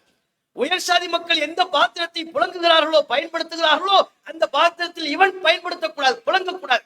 உயர் சாதியின் தெருவில் இவன் நடக்கக்கூடாது. எப்படியெல்லாம் தீட்டு என்று சொல்லி சாதியின் பேரால் ஏற்றத்தாழ்வை கற்பித்து மனிதர்களுக்கு மத்தியிலேயே கூறு போட்டு இவன் உயர்ந்தவன், இவன் தாழ்ந்தவன். இவன் ஏன் உயர்ந்தவன்? வெள்ளையா இருக்கிறான்ல, அதனால இவன் உயர்ந்தவன். இவன் ஏன் தாழ்ந்தவன்? இவன் கருப்பாக இருக்கிறான், அதனால் தாழ்ந்தவன். அப்ப நிறத்தின் அடிப்படையில, மொழியின் அடிப்படையில அவர்கள் எந்த இனம் என்கிற அடிப்படையில் பல வகையில வேறுபாட்டை மக்கள் மத்தியில் உருவாக்கினார். அந்த வேறுபாட்டின் அடிப்படையில் உயர்வு தாழ்வு கற்பிக்கக்கூடிய நிலை இருந்தது. நமக்கு கூட அந்த எண்ணம்லாம் இருக்கு, கொஞ்சம் கொஞ்சம் உள்ளுக்குள்ள இருக்கு. வெளிப்படையில இதெல்லாம் சமம்னு போயிருவோம், உள்ளுக்குள்ள அது இருக்கு. இப்பவும் என்ன, வெள்ளை கலரு சிறப்புங்கிற என்ன நம்ம உள்ளத்துல இல்லாமலையா இருக்கு? அழகுன்னு சொன்னா நம்ம எதை அழகுங்கிறோம்? வெள்ளை கலர் தான் அழகு. எது வெள்ளையா இருக்கோ அது அழகு. இந்த எண்ணத்தை யார் உருவாக்குறாங்க? இந்த எண்ணம் நமக்கு எப்படி வருகிறது? ஒரு மாப்பிள்ளை பொண்ணு பார்க்கணும்னா எப்படி அவங்க குடும்பத்துல இருந்து என்ன சொல்லுவாங்க? நல்ல சுண்டுனா ரத்தம் வர மாதிரி வெள்ளையா ஒரு பொண்ணு சொல்லுங்க, என் பிளேட வச்சு அறுத்து பாரு ரத்தம் வருதா இல்லையான்னு தெரியும். சுண்டுனா ரத்தம் வரணுமா? சுண்டுனா ரத்தம் வர்ற மாதிரி வெள்ளையா ஒரு பொண்ணு சொல்லுங்க. சில பெண்களும் மாப்பிள்ளை அப்படி கேட்பாங்க, நல்லா பார்த்தா தகதகன் மின்ற மாதிரி வெள்ளையா ஒரு மாப்பிள்ளை சொல்லுங்க. ஏன் கருப்பா இருந்தா ஆகாதா? பொண்ணு கருப்பா இருந்தா ஆகாதா? அப்ப இவன் அழகுனால எது அழகுன்னு நினைக்கிறான்? வெள்ளையா இருந்தா அழகு, வெள்ளையா இருந்தா சிறப்பு, வெள்ளையா இருந்தா உயர்வு. இவன் விளையாடுறதுல கூட பாருங்க, செஸ் விளையாடுவாங்க. ஆங்கிலேய நம்ம கிட்ட உருவாக்கி தந்த விளையாட்டுகள் வெள்ளை காயின் கருப்பு காயின் ரெண்டு தான் இருக்கும். ஃபர்ஸ்ட் மூவ் யார் பண்ணணுமா? செஸ்ல ரூல் விதி என்ன? வெள்ளை காயின் யார்ட்ட இருக்குதோ அவர் தான் ஃபர்ஸ்ட் மூவ் பண்ணணும், காயின் எடுத்து வைக்கணும். கருப்பு காயின் அது அவர் ரெண்டாவதா தான் வைக்கணும். ஏன் அப்படி? கருப்பு காயின் முதல்ல வச்சு ஆகாதா? அது ஆகாது. அவன் வெள்ளையனுக்கு ஆகாது. அவன் அந்த விளையாட்டின் மூலமா என்னத்தை உருவாக்குறான்? வெள்ளையா இருக்கிறோம் நாங்க, எங்களுக்கு தான் முதல் உரிமை. ஒரு டாய்லெட்டுக்கு வர்றோமா, ஃபர்ஸ்ட் யார் போகணும்? வரிசையில யார் முதல் ஆள் நிக்கிற அது இல்லை. நான் லேட்டா வந்தா கூட நான் தான் ஃபர்ஸ்ட் போவேன். ஏன்? நான் வெள்ளையா இருக்கிறேன்ல. வெள்ளையா இருந்தா எனக்கு எல்லாவற்றிலையும் முன்னுரிமை, முதல் உரிமை. அந்த கருத்தை உருவாக்கக்கூடிய விதமாகத்தான் இந்த விளையாட்டு. பிற்பாடு அதே வெளிப்பாட்டை கேரம் போர்ட்லையும் கொண்டு வந்தாங்க. கேரம் போர்ட்லையும் பாருங்க, இந்த பாயிண்ட்ஸ் வச்சு விளையாடுவாங்க. கருப்பு வெள்ளை, கருப்பு காயின் இருக்கும், வெள்ளை காயின் இருக்கும். வெள்ளைக்கு எத்தனை மதிப்பு? கேரம் போர்டு விளையாடுறவங்களுக்கு தெரியும், 10 மதிப்பும் வாங்க. ஆன்லைன்னா அது கூடுதல் மதிப்புன்னு வைங்களேன். இப்போ உதாரணமா 10 மதிப்பு வெள்ளை காயினுக்குன்னா கருப்பு காயினுக்கு மதிப்பு ஒரு மார்க் எவ்வளவு தெரியுமா? 5. நடுவுல ஒரே ஒரு சிவப்பு காயின் இருக்குல்ல, அதுக்கு மதிப்பு என்ன? 25. ஏன்? செக்கட்டேவன் இருக்காங்க, சுண்ணா ரத்தம் வரும்ல, அந்த காயினை உடச்சிட்டோம்னா ரத்தம் வந்துடும். சுண்டுனா ரத்தம் வரக்கூடிய வகையில இருக்கிறதுனால அதுக்கு 25. வெள்ளையா இருக்கிறதுனால பார்த்தா பளிச்சின்னு வெள்ளையா இருக்கிறதுனால அதுக்கு 10. இது கருப்பு, இது ஒண்ணுக்கும் தேராது, ஆகாது, அதனால 5. போனா போகட்டும்னு 5. பாத்தீங்களா? விளையாட்டின் மூலமாக கூட நிற அடிப்படையிலான வேறுபாட்டை விதைக்கக்கூடிய ஒரு அம்சம் தான் நாடெங்கிலும் இருக்கிறது. மொழி அடிப்படையில் வேறுபாடு இருக்கிறது. அரபு பிரதேசத்திலேயும் இருந்தது. அரபு மொழி பேசக்கூடியவர்கள் சிறப்பு. யாரெல்லாம் அரபு மொழி பேசவில்லையோ அவர்கள் தாழ்ந்தவர்கள். ஏன் இப்ப தமிழ்நாட்டில் இப்படியான ஒரு குரல் எழுப்பப்படுவதில்லையா? தமிழன் தான் சிறப்பானவன், தமிழன் தான் ஆதிக்குடி, தமிழ் எவன் பேசுகிறானோ அவன் தான் மானம் உள்ளவன், ஈனம் உள்ளவன். எவனுக்கெல்லாம் தமிழ் தெரியலையோ அவங்களுக்கெல்லாம் மானம் இல்லை, ரோஷம் இல்லை. மொழியின் அடிப்படையில மான ரோஷத்தை தீர்மானிக்கிறது. எந்த மொழி பேசுகிறாய், நீ பேசும் மொழியை வைத்துதான் உனக்கு சிறப்பு. இப்படித்தான் உலகெங்கிலும் வரையறுத்தார்கள். இந்த எண்ணம் மக்களின் உள்ளங்களில் ஆழமாக குடிகொண்டிருந்தது. அரபு மக்கள் மத்தியிலும் இந்த சிந்தனை இருந்தது. நபிகள் நாயகம் கொஞ்சம் கொஞ்சமாக அந்த எண்ணத்தை அடிவேரோடு பிடுங்கி எறிந்து இறுதி பேருரையில் இன்னும் தெளிவாக சொன்னார்கள். அலா, மக்களை அறிந்து கொள்ளுங்கள், இன்ன ரப்பக்கும் வாஹித், உங்கள் இறைவன் ஒருவன் தான், உங்க ரப்பு ஒருவன்.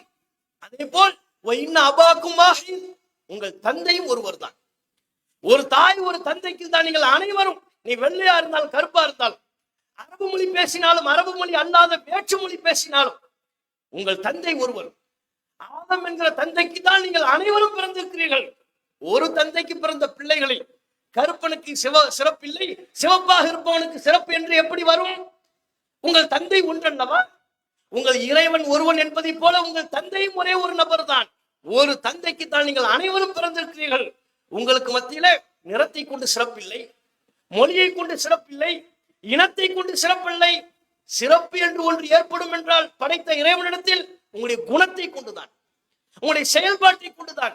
நீங்கள் மக்கள் மத்தியில் எப்படி நடந்து கொள்கிறீர்கள், உங்களுடைய உள்ளத்தில் எந்த அளவிற்கு இரையச்சம் இருக்கிறது, அந்த இரையச்சத்தை உங்கள் செயல்பாட்டில் எப்படி வெளிப்படுத்துகிறீர்கள், இதை வச்சுதான் உனக்கு அல்லாஹ்விடத்தில் நீ சிறப்பு பெற முடியுமே ஒழிய நீ வச்சிருக்கிற கலரை வச்சு இல்ல, நீ பேசுற மொழியை வச்சு இல்ல, நீ பிறந்த நாட்டை வைத்து இனத்தை வைத்து அல்ல.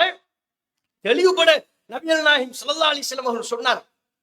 அப்படி சொன்னதின் விளைவாகத்தான் இன்னைக்கு நமக்கு மத்தியில உலகத்தில் எந்த மூலைக்கு போனாலும் முஸ்லிம்கள் என்பவர்கள் ஒரே உம்மத் என்று கருதப்படுகிறார். முஸ்லிம்கள்னா ஒரே உம்மத். அந்த முஸ்லிம் என்கிற உம்மத்தில் ஏற்றத்தாழ்வு உண்டா? இவன் உயர்ந்தவன், இவன் தாழ்ந்தவன், கருத்து வேறுபாடு உண்டு. குர்ஆனை புரிந்து கொள்வதில், இஸ்லாமிய சட்டங்களை புரிந்து அதை செயல்படுத்துவதில் மாறுபாடுகள் இருக்கலாம். ஆனால் இவன் உயர்ந்தவன், இவன் தாழ்ந்தவன் என்கிற ஏற்றத்தாழ்வு இஸ்லாத்தில் இல்லை. உலகத்துல நீங்க எந்த மொழிக்கு போனாலும், அவன் கருப்பனா இருந்தாலும் வெள்ளையனா இருந்தாலும் பக்கம் பக்கமா நிற்பான், ஒரு தட்டுல சாப்பிடுவான். கொஞ்சம் கூட உள்ளத்துல அவனுக்கு அருவருப்பே இருக்காது. கொஞ்சம் கூட இம்மி அளவு கூட அவனுடைய உள்ளத்தில் உறுத்தல் இருக்காது. என்னடா ஒரு கருப்பை நம்ம பக்கத்துல நிக்கிறானே, வெள்ளையனுக்கு உறுத்தல் இருக்காது. ஒரு கற்பனோடு சேர்ந்து நாம் சாப்பிட்டுக் கொண்டிருக்கிறோமே, உறுத்தல் இருக்க. ஆரம்பத்திலே ரசூல் அதையெல்லாம் அடிச்சு நொறுக்கிட்டாங்க. சிறப்புமிக்க பள்ளிவாசலுக்கு நபிகள் நாயகம் ஸல்லல்லாஹு அலைஹி வஸல்லம் அவர்கள் முஅத்தினாக பிலால் என்கிற கருப்பு நிறத்தை சார்ந்தவரை போட்டார்கள். ரோமாபுரியிலிருந்து வந்த நபித்தோழரை நபிகள் நாயகம் ஸல்லல்லாஹு அலைஹி வஸல்லம் அவர்கள் அரபு மக்களோடு சகோதரத்துவத்தை ஏற்படுத்தினார்கள். இங்கே எந்த ஏற்றத்தாழ்வும் இல்லை. பாரசீகத்திலிருந்து வந்த சல்மான், சுஹைபுர் ரூமி, ரோமாபுரியை சார்ந்த சுஹைப், அபிசீனியாவை சார்ந்த பிலால், எல்லாருமே அங்க ஒண்ணு, ஒரு உம்மத்து. நீ பேசுற மொழி டாபிக் இல்லை, நீ என்ன கலரு அது விஷயம் இல்லை. முஸ்லிம்னா ஒரு உம்மத்து. நமக்கு மத்தியில் எந்த ஏற்றத்தாழ்வும் இல்லை, உலகத்தின் எந்த மூலையில் இருந்தாலும். இப்படி ஒரு உம்மத்து இன்னைக்கு கட்டமைக்கப்பட்டிருக்க. இது வேற எங்கேயாவது இருக்கா? இதே இந்தியாவில் நாமும் சாதி அடக்குமுறைகளை தானே இருந்தோம். நம்ம என்ன அரபு நாட்டிலிருந்து இறக்குமதி செய்யப்பட்டவர்களா? அரபு நாட்டிலிருந்து நாம வந்தவர்களா? வானிலிருந்து குதித்தவர்களா? நாமும் ஒரு காலத்துல இங்க உள்ள நம்ம ராஜபாளையத்துல என்னென்ன சாதிய படிநிலைகள்லாம் இருக்கோ அந்த சாதியை சார்ந்து அந்த சாதிகளில் ஏதேனும் ஒன்றில் தான் நம்முடைய முன்னோர்கள் இருந்தார்கள். இஸ்லாத்தால் கவரப்பட்டு இஸ்லாம் என்கிற இந்த வாழ்க்கை நெறியை நாம் ஏற்றுக்கொண்டதற்கு பிறகு ஒரு கணம் யோசித்து பாருங்கள், நம்முடைய முன்னோர் எந்த சாதியிலிருந்து இஸ்லாத்தை ஏற்றார் என்பதே நமக்கு தெரியாமல் போய்விட்டது. இந்த ராஜபாளையத்தில் உள்ளவர்களுக்கு மட்டுமல்ல, அவன் எந்த ஊர்ல இருந்தாலும், இந்தியாவில் எந்த மூலையில் இருந்தாலும், உலகில் எந்த மூலையில் இருந்தாலும், சாதிய வேறுபாடு இங்கதானே, இந்தியாவில தானே. இந்தியாவில் எந்த மூலையில் இருந்தாலும் சரி, இஸ்லாத்துக்கு அவன் வந்த ஒரு தலைமுறை 2 தலைமுறையா இருந்தா தெரியும். 5-6 தலைமுறை உருண்டோடி விட்டால் நம்ம எந்த சாதியிலிருந்து வந்தோம்? எஸ்சியிலிருந்து வந்தோமா? வன்னியர்ல இருந்து வந்தோமா? செட்டியார்ல இருந்து வந்தோமா? எதிலிருந்து நம்முடைய முன்னோர்கள் இந்த மார்க்கத்தை ஏற்றுக்கொண்டார்கள்? என்ன சாதி நாமே தெரியாது. சாதி அடையாளத்தை முற்றிலும் துடைத்து எறியக்கூடிய வகையில் நபிகள் நாயகம் ஸல்லல்லாஹு அலைஹி வஸல்லம் அவர்கள் கட்டமைத்த சமூகம் தான் முஸ்லிம் என்கிற இந்த உம்மத். அது ரசூலுல்லாஹ் செய்த ஒரு மிகப்பெரிய புரட்சி.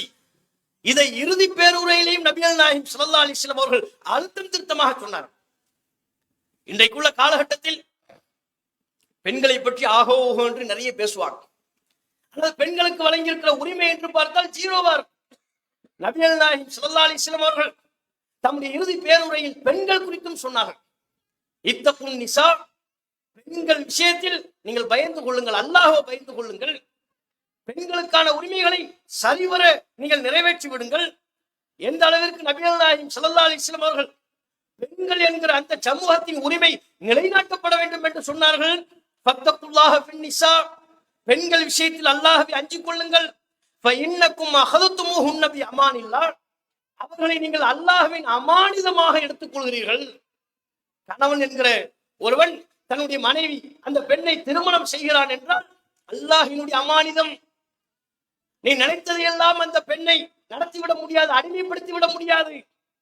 மார்க்கத்திற்கு முரணாக, இஸ்லாமிய சட்ட விழுமியங்களுக்கு மாற்றமாக உன் இஷ்டத்திற்கு அந்த பெண்ணை நீ நடத்திவிட முடியாது. அவள் அல்லாஹ்வின் அமானிதம் என்கிற கருத்தை நபிகள் நாயகம் ஸல்லல்லாஹு அலைஹி வஸல்லம் அவர்கள் சொன்னார்கள். வஸ்தஹலல்தும் ஃபுரூஜஹுன்ன பிகலிமத்தில்லாஹ், அந்த பெண்களின் கற்பை நீங்கள் சொந்தமாக்கிக் கொள்கிறீர்கள், அந்த பெண்ணை நீங்கள் திருமணம் செய்கிறீர்கள் என்றால் பிகலிமத்தில்லாஹ், அல்லாஹ்வின் வார்த்தை நிமித்தமாகத்தான். அல்லாஹ் சொல்லித்தான் உனக்கு அந்த பெண் ஹலால், அவள் அல்லாஹ்வின் அமானிதம். ஆகவே அவள் விஷயத்தில் நீ அல்லாஹ்வை பயந்து நடந்துக்க. ரசூலுல்லாஹ் இறுதி பேருரையில் அதை சொல்றாங்க. ஏன்? அன்றைக்குள்ள காலகட்டத்தில் பெண்கள் குரலற்றவர்கள். அவள் எந்த வடிவில் இருந்தாலும், மகளா இருந்தாலும், தாயா இருந்தாலும், மனைவியா இருந்தாலும் குரல் எழுப்ப இயலாது. அந்த அளவிற்கு அரபு பிரதேசத்தில் பெண்கள் ஒடுக்கப்பட்டார்கள். பெண் என்றாலே இழிவு. ஒரு பெண் குழந்தை பிறந்தால் உயிரோடு புதைத்து விடுவார்கள். ஏன் இந்த இழிவை போய் நம்ம ஏன் சொல்வானே? எனக்கு பெண் குழந்தை பிறந்திருக்கிறது என்று சொன்னால் அது இழிவு என்று பார்க்கப்பட்டது. தமிழகத்திலும் அப்படிப்பட்ட நிலை இருந்தது. ஆண் குழந்தை பிறந்தால் நற்செய்தி என்று சொல்வார்கள். பெண் குழந்தை பிறந்தால் துக்க முகத்தோடு, சோக முகத்தோடு காணப்படுவார்கள்.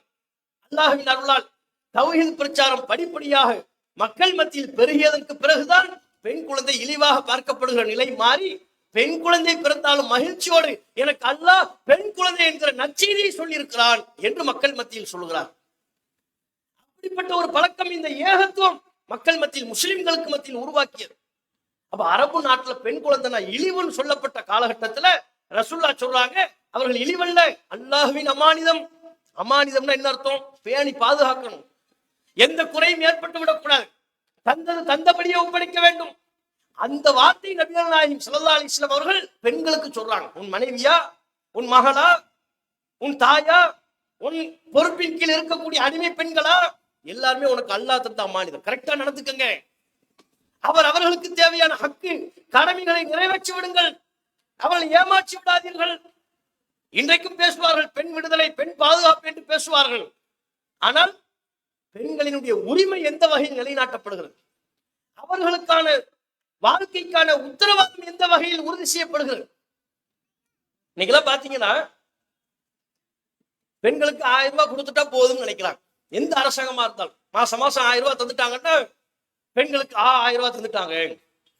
அடுத்து நாங்கள் ஆட்சிக்கு வந்தால் 2000, உடனே பெண்களுக்கு வாயெல்லாம் பண்ண 1000 2000 மாறப்போகுது. இந்த பக்கம் பெண்களுக்கு பஸ்ல, நகர்ப்புறங்களில் செல்லக்கூடிய பஸ்ல இலவசம். சந்தோஷம், பிரச்சனை இல்லை, நம்ம பஸ்ல இலவசமா போய்க்கலாம்.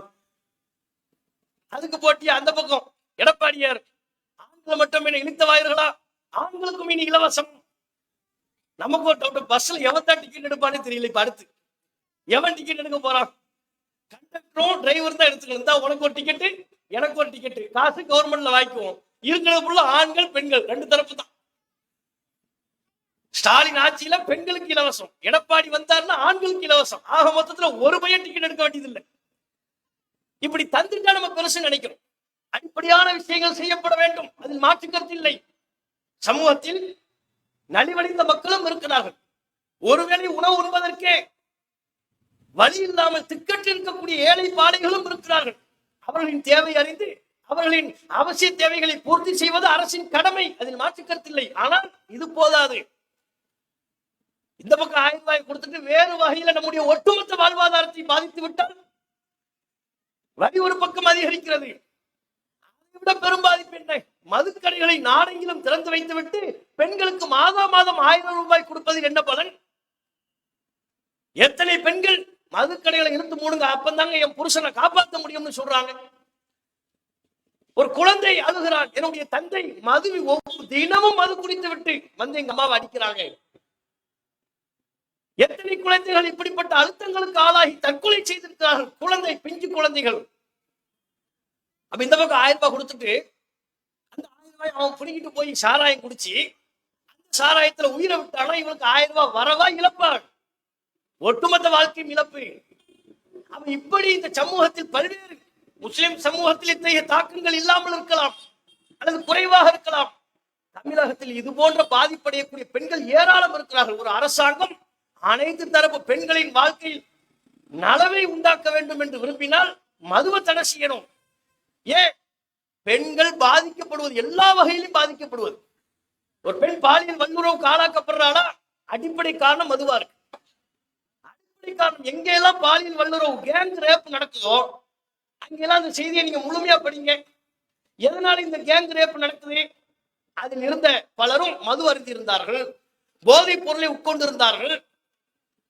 கேங் ரேப்ல எல்லாமே போதைப் பொருள் தான், மதுதான். அதனால்தான் பெண்கள் பாலியல் வல்லுறவுக்கு ஆளாக்கப்படுவது அதிகமாக இருக்கிறது. மது அறிந்து விட்டு விபத்து, அதன் மூலம் பலரும் இழப்பு. மது குடிக்கிற அவனும் செத்து போறான். அவன் வண்டியை ஓட்டி ஒரு அப்பாவி குடும்பம் வேன்ல வந்துகிட்டு இருக்கும், அவங்க மேல மோதி அது தடுமாறி அந்த வாகனம் விழுந்து விட்டால் எத்தனை குடும்பம் அங்கே உயிரிழப்பு ஏற்படுகிறது. அதனால் பாதிக்கப்படுறது யார்? எந்த ஆண் இந்த உலகத்தில் இருந்தாலும் அதன் மூலம் ஒரு பெண் பாதிக்கப்படுறான். அவள் தாயா இருக்கலாம், மனைவியா இருக்கலாம், மகளா இருக்கலாம், பிஞ்சு குழந்தையா கூட இருக்கலாம். எந்த ஆண் இந்த உலகில் விபத்தின் மூலம், தற்கொலையின் மூலம், கொலையின் மூலம் மரணித்தாலும் அதன் மூலம் ஒரு பெண் பாதிக்கப்படுறான். அப்ப அந்த பெண் பாதிக்கப்படுவதற்கு அடித்தளமாக இருப்பது இந்த மதுதானே. மதுவை அல்லவா மூட வேண்டும். நபிகள் நாயகம் ஸல்லல்லாஹு அலைஹி வஸல்லம் அவர்கள் அதை செய்தார்கள். போதை தரக்கூடிய அனைத்தும் ஹராம் என்று சொன்னார்கள். அல்லாஹ்வின் தூதர் தாம் ஆட்சி செய்த நிலப்பரப்பில் மதுவிற்கு துளியும் இடம் அளிக்காமல் இருந்தார்கள். மதுவற்ற ஒரு சமூகத்தை உருவாக்கினார்கள். இது நபிகள் நாயகம் அவர்கள் எந்த வகையிலும் பெண்கள் பாதிப்படையக்கூடாது என்பதை அல்லாஹ்வின் தூதர் அவர்கள் சொன்ன ஒரு அம்சம். இன்றைக்குள்ள காலகட்டத்தில் சமீபத்தில் கூட ஒரு கோர்ட் ஆர்டர் என்ன, முஸ்லிம் பெண்கள் பள்ளிவாசலுக்கு வருவதை தடை செய்யக்கூடாது இப்ப சொல்லிக்கிட்டு இருக்கிறாங்க. எவ்வளவு ஒருத்தன் கோர்ட்டுக்கு போயிருக்கிறான், தடுக்க கூடாதுன்னு ஒரு ஆர்டர் கேட்டு, ஆமா தடுக்க கூடாதுங்கிறாங்க. நம்ம சமுதாயத்தில் உள்ள முஸ்லிம் பெண்கள் பள்ளிவாசலுக்கு செல்வதற்கு கோர்ட் ஆர்டரே தேவையில்லை. ஏன்? 1400 ஆண்டுகளுக்கு முன்பே நபிகள் நாயகம் ஸல்லல்லாஹு அலைஹி வஸல்லம் அவர்கள் பெண்கள் பள்ளிவாசலுக்குள் நுழைவதற்கான அனுமதியை வழங்கி விட்டார்கள். இனி இதுக்கப்புறம் கோர்ட் எதுக்கு சொல்லணும்?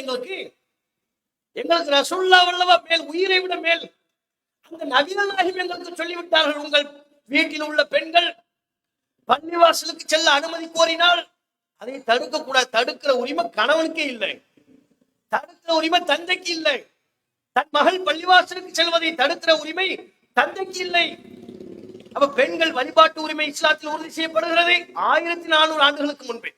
சொத்துரிமை நபிகள் நாயகம் ஸல்லல்லாஹு அலைஹி வஸல்லம் அவர்கள் உறுதி செய்கிறார்கள். கல்வி கற்கிற உரிமை, விவாகரத்து உரிமை. இன்னைக்கு சும்மா சொல்லிக்கிட்டு இருப்பாங்க, பெண்களுக்கு அது வேண்டும் இது வேண்டும்னு. சொல்றவங்க எல்லாம் அடிப்படையில பெண்களுக்கான விஷயங்களை நிலைநாட்டி இருப்பார்களான்னு பார்த்தா கேள்விக்குறியா இருக்கும். ஆனால் இஸ்லாமிய மார்க்கம் நபிகள் நாயகம் ஸல்லல்லாஹு அலைஹி வஸல்லம் அவர்கள் தம்முடைய இறுதி பேரவையில் சொன்னார்கள், அந்த 23 ஆண்டு காலம் பெண்களுக்கு என்னென்ன உரிமைகளை நிலைநாட்டி இருந்தார்களோ அவற்றை முத்தாய்ப்பாக சொன்னார். பெண்கள் அல்லாஹ்வினுடைய அமானிதம். அவங்களுக்கு என்ன ஹக்கு இருக்கோ, என்ன உரிமை இருக்கோ, அந்த உரிமையை நீங்க கரெக்டா செய்யும். உன் மனைவியா அவளை ஏமாத்திடக்கூடாது. பரஸ்பரம் இருவருக்கும் கடமைகள் இருக்கிறது. ஒரு தந்தை ஒரு கணவனாக அந்த பெண்ணுக்கு தேவையான உணவு அவற்றை வழங்க வேண்டியது உன்னுடைய கடமை. அவளுக்கு இருப்பிடத்தை ஏற்படுத்துவதனுடைய கடமை.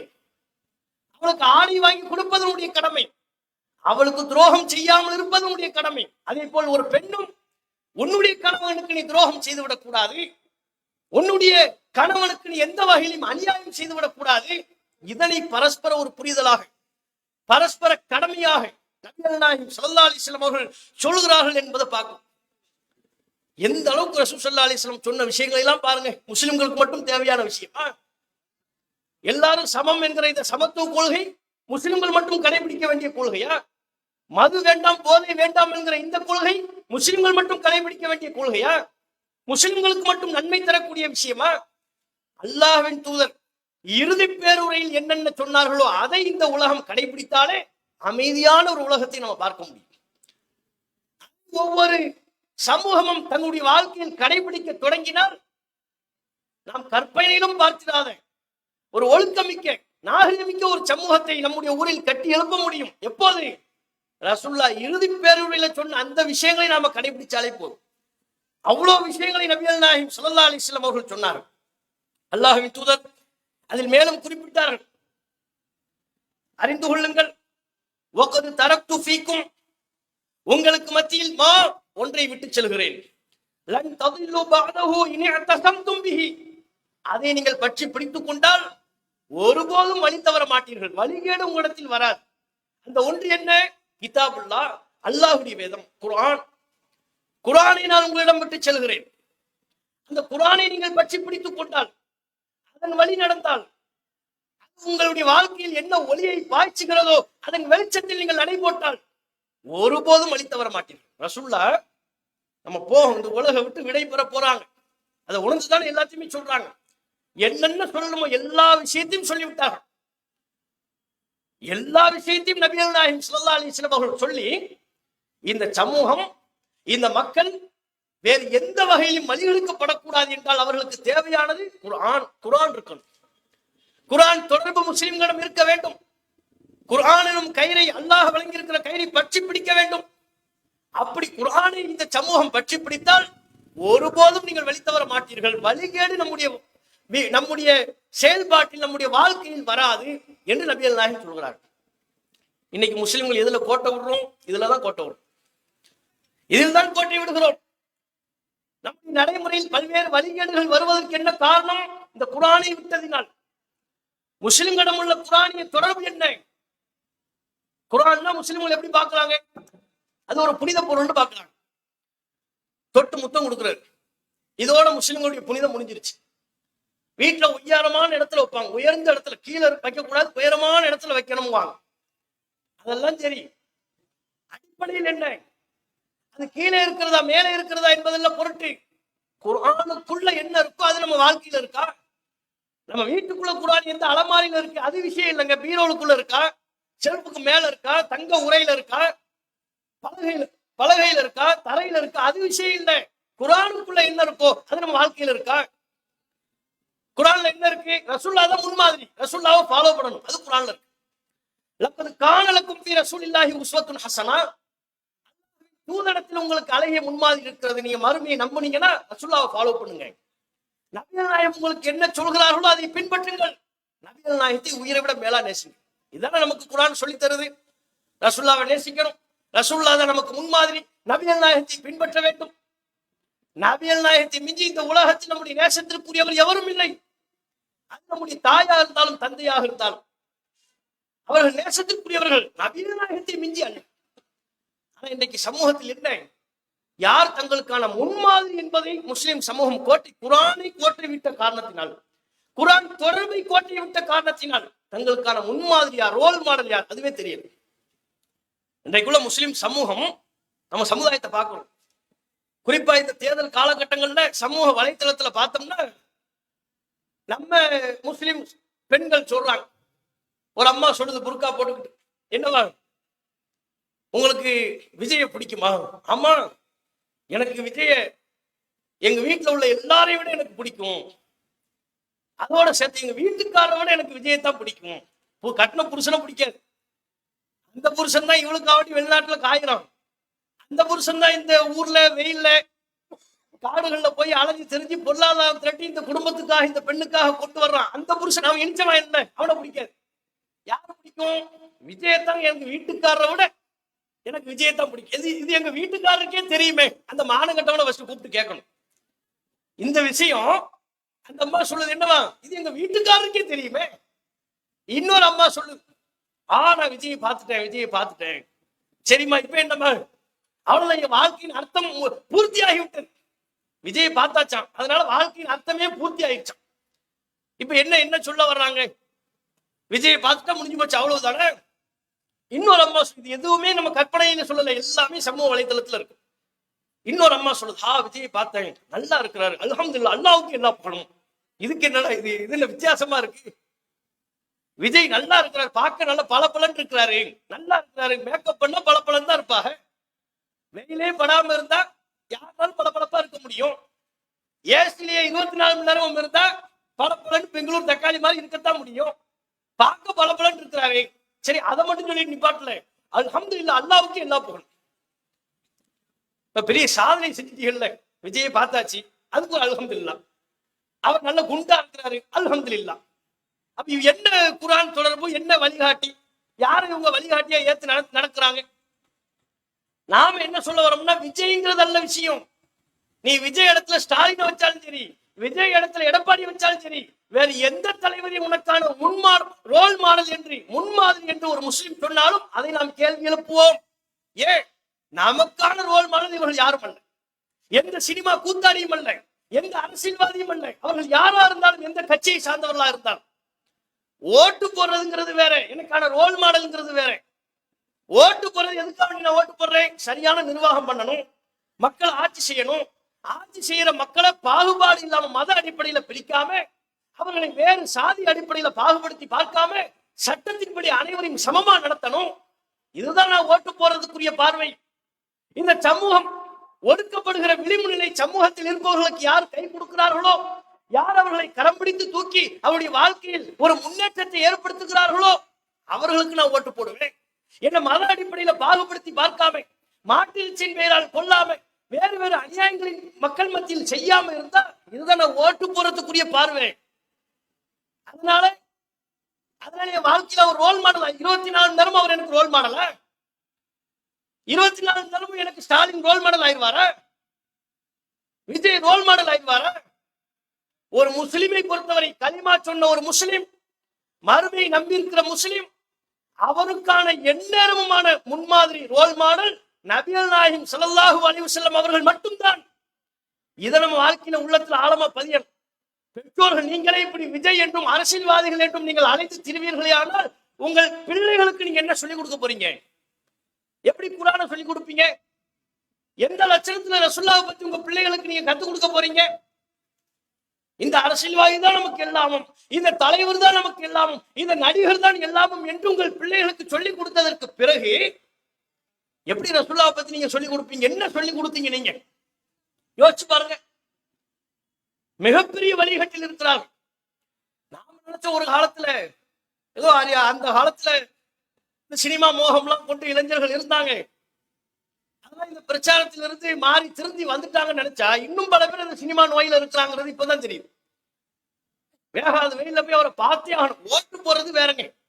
ஒரு பேச்சுக்கு உனக்கு யாரு உன்னுடைய பார்வையின்படி யாரு உனக்கு ஓட்டு போடுவதற்கு தகுதியானவராக தெரிகிறாரோ அவருக்கு நீ ஓட்டு போட்டா என்றால் அது வேற டாபிக். அவரை பார்க்க நான் வேகாத வெயிலுக்கு போவேன், வெயில வெந்து செத்தாலும் அவரை நான் பார்ப்பேன். அவரை பார்த்துட்டா என் வாழ்க்கையில நான் சாப்பிட வேண்டிய அவசியமே இல்லை.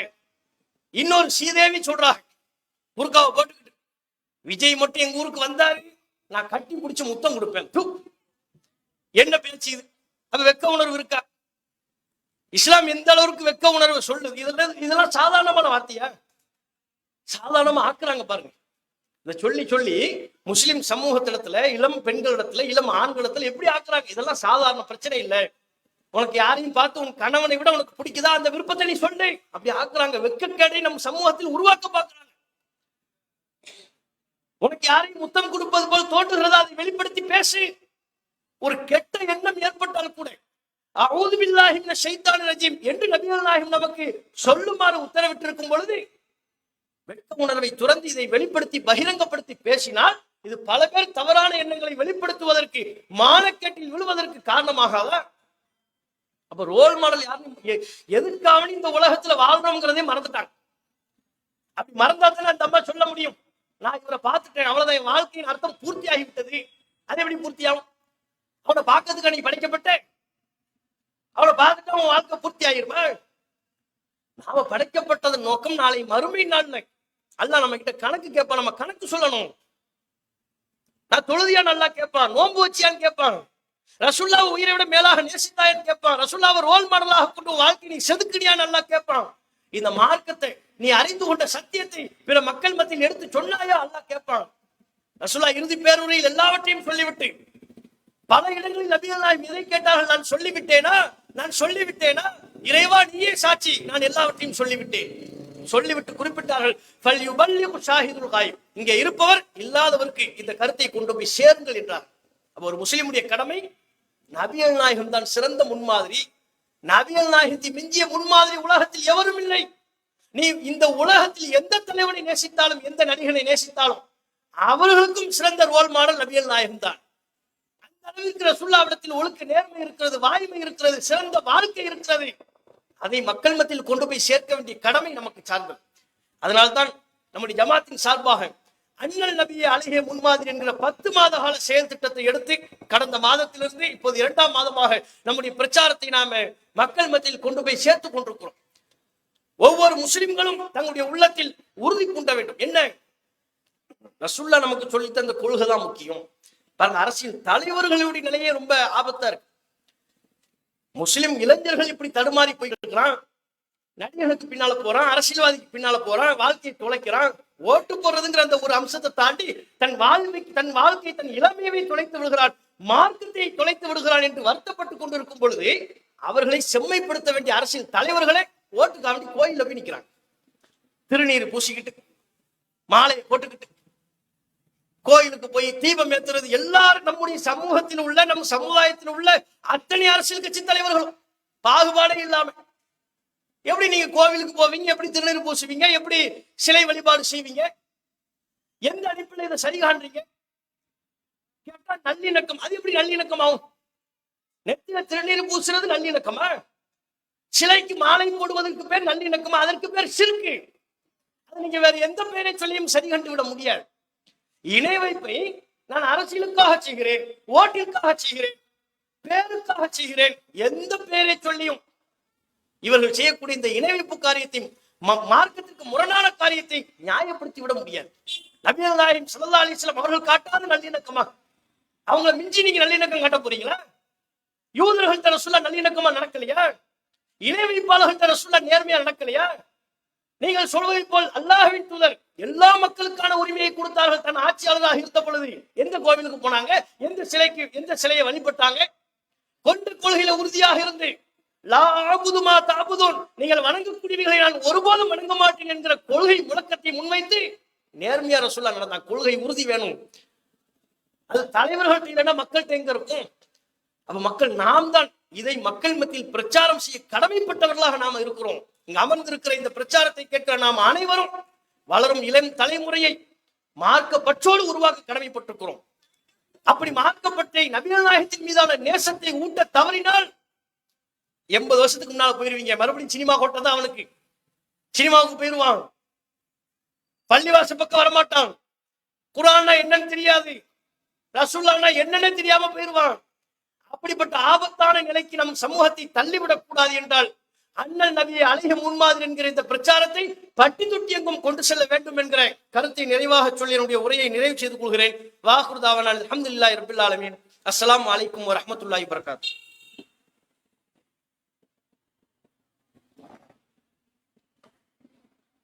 அடுத்ததாக தீர்மானம் மாவட்ட தலைவர் ஆசாத் அவர்கள்.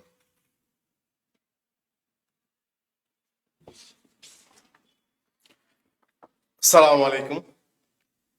தமிழ்நாடு தௌஹீத் ஜமாத் விருதுநகர் மாவட்டம் ராஜபால கிளையின் சார்பாக அண்ணல் நபியே அழகிய முன்மாதிரி என்ற 10 மாத செயல் திட்டத்தை முன்னிட்டு 26/4/2026 அன்று ஞாயிற்றுக்கிழமை இரவு 7 மணிக்கு மாவட்ட செயலாளர் ரியாஸ் அகமது தலைமையில் மாநில தலைவர் அப்துல் கரீம் அவர்கள் சிறப்புரையாற்ற நடைபெற்ற பொதுக்கூட்டத்தில் இயற்றப்பட்ட தீர்மானங்கள்.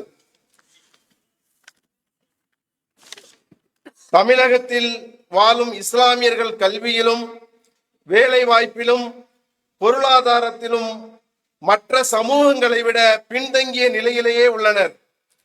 இனி அமையவிருக்கும் அரசு இஸ்லாமியர்களின் இடஒதுக்கீட்டை 7% அதிகரிப்பதற்கு உரிய நடவடிக்கை எடுக்க வேண்டும் என இப்பொதுக்கூட்டத்தின் வாயிலாக கேட்டுக்கொள்கிறோம். அல்லாஹு அக்பர். கோடைக்கால அதிக வெப்பம் காரணமாக குடிநீர் பிரச்சனை ஏற்படும் அபாயம் உள்ளதால் முன்னெச்சரிக்கை நடவடிக்கை எடுக்கும்படி அனைத்து நகராட்சி நிர்வாகத்தையும் பொதுக்கூட்டத்தின் வாயிலாக கேட்டுக்கொள்கிறோம். அல்லாஹு அக்பர். புதிதாக ராஜபாளையத்தில் சம்பந்தபுரம் பகுதியில் புதிதாக கட்டப்பட்டு வரும் 8வது வார்டு நகராட்சி நடுநிலை பள்ளிக்கூடத்தினை பணிகளை விரைவுபடுத்திடவும், மேலும் அப்பள்ளியை உயர்நிலை பள்ளியாக தரம் உயர்த்திடவும், சம்பந்தபுரம் பகுதியில் பல்வேறு பகுதிகளில் ரோடு வசதிகள் இல்லாமல் மண் சாலைகளாக உள்ளன. உடனடியாக அடிப்படை தேவையான தார் சாலை அமைத்து தரும்படி ராஜபாளையம் நகராட்சி நிர்வாகத்தை கேட்டுக்கொள்கிறோம். அல்லாஹு அக்பர். அஸ்ஸலாமு அலைக்கும்.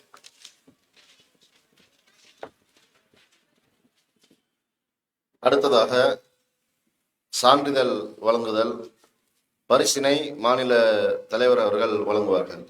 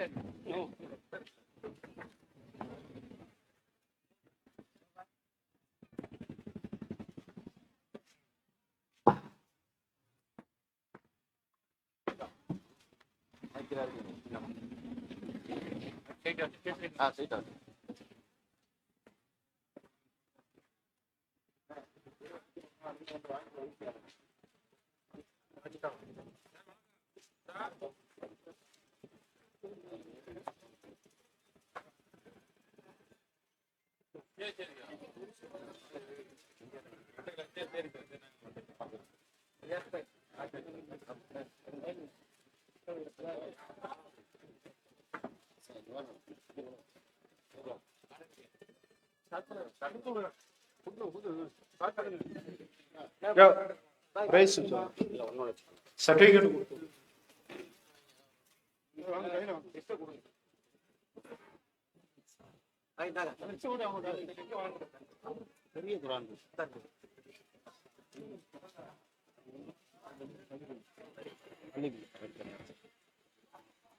அது 2 பள்ளிக்குள்ள 2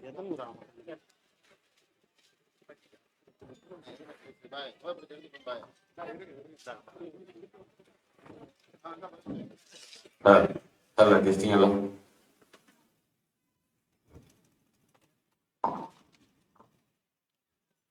அஸ்ஸலாமு அலைக்கும். பாரத சகோதரர்களே, அதாவது அன்னிசா மதரசா 8 வருடங்களாக நடந்துட்டு இருக்கு. இது 6 மாத கல்வியோகம் தான். 3 வருட ஆலிமா கோர்ஸ் கிடையாது, 6 மாத கல்வியோகம். அந்த அடிப்படையில 6 மாதம் தொடர்ச்சியாக மதரசால படிச்சு பரீட்சை எழுதின இந்த சகோதரிகளை ஃபர்ஸ்ட் பிரைஸ் சுமையா யாஸ்மின். முதல் பரிசு சுமையா யாஸ்மின். மாநில தலைவர் அப்துல் கரீம் அவங்க வழங்குவாங்க.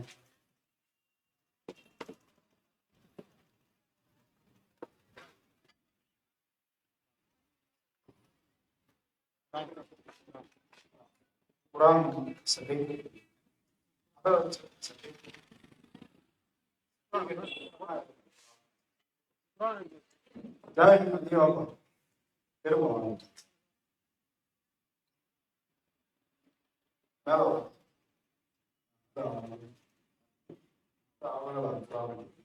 இரண்டாம் பரிசு பீமாசன். அதான் சர்டிபிகேட் கொடுக்கலாம்.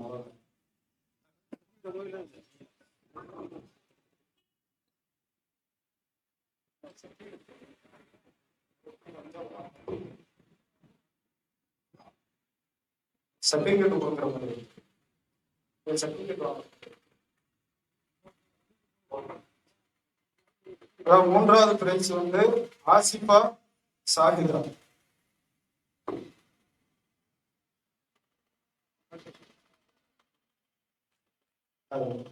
ஆசிஃபா சாஹிதா பரிசு கொடுத்தாங்க. குரான் பரிசு குரான்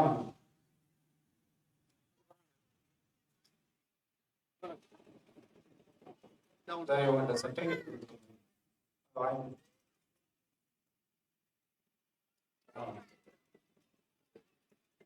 அடுத்ததாக ருக்கையா பானு 6 மாதம் தொடர்ச்சியா பரீட்சை எழுதினவங்க.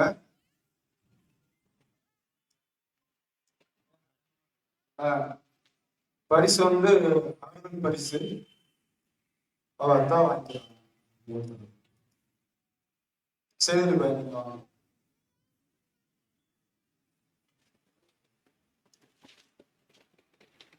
அடுத்ததாக சர்மிளா பானு. சர்மிளா பானு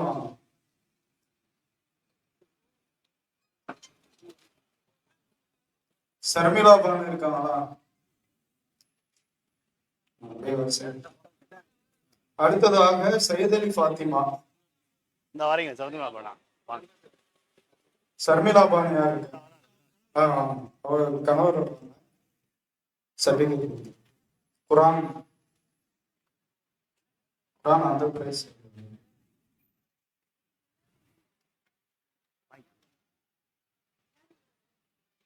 சையத் அலி ஃபாத்திமா. அதுவும் அடுத்ததாக Regina.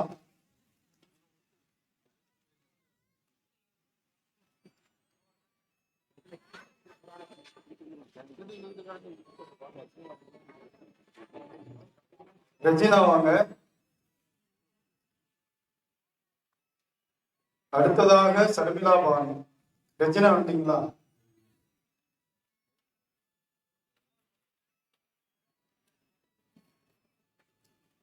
Regina. Sharmila Banu. Meher Banu.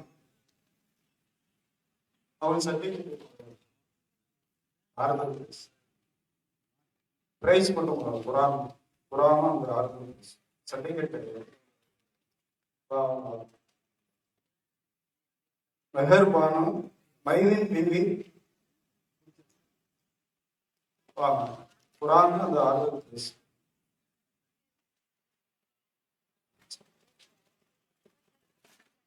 Maideen BP வாங்க.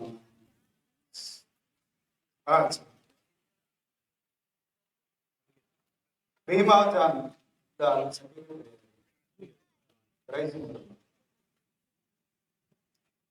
பீமா ஜான் எதுவாக மைதீன் பி வந்தாங்க, அப்புறம் பீமா ஜான் வாங்க, அவங்களுக்கு பிரைஸ் தான் சர்டிஃபிகேட். ஆசியாட்ட கொடுத்தோம், குரான் வாங்கிட்டு. சரி, அடுத்த முபீனா சார். முபீனா இருக்காங்களா? ஆமா. சாஜிதா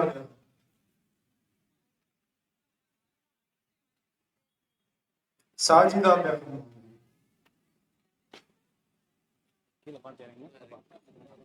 அவங்களுக்கு பிரைஸ் தான். இவங்களுக்கு பார்த்து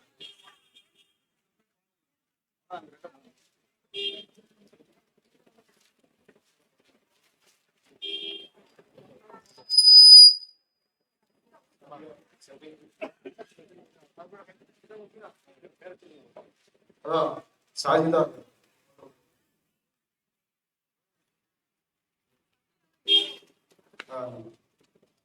மாத்தி வேற மாதிரி சபியா சபிகை இல்ல பைய இறங்கு. எதுவாயிருமா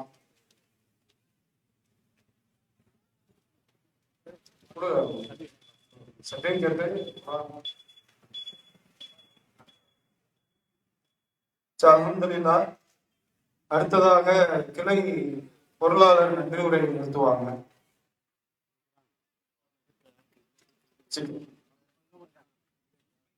அந்த குரான்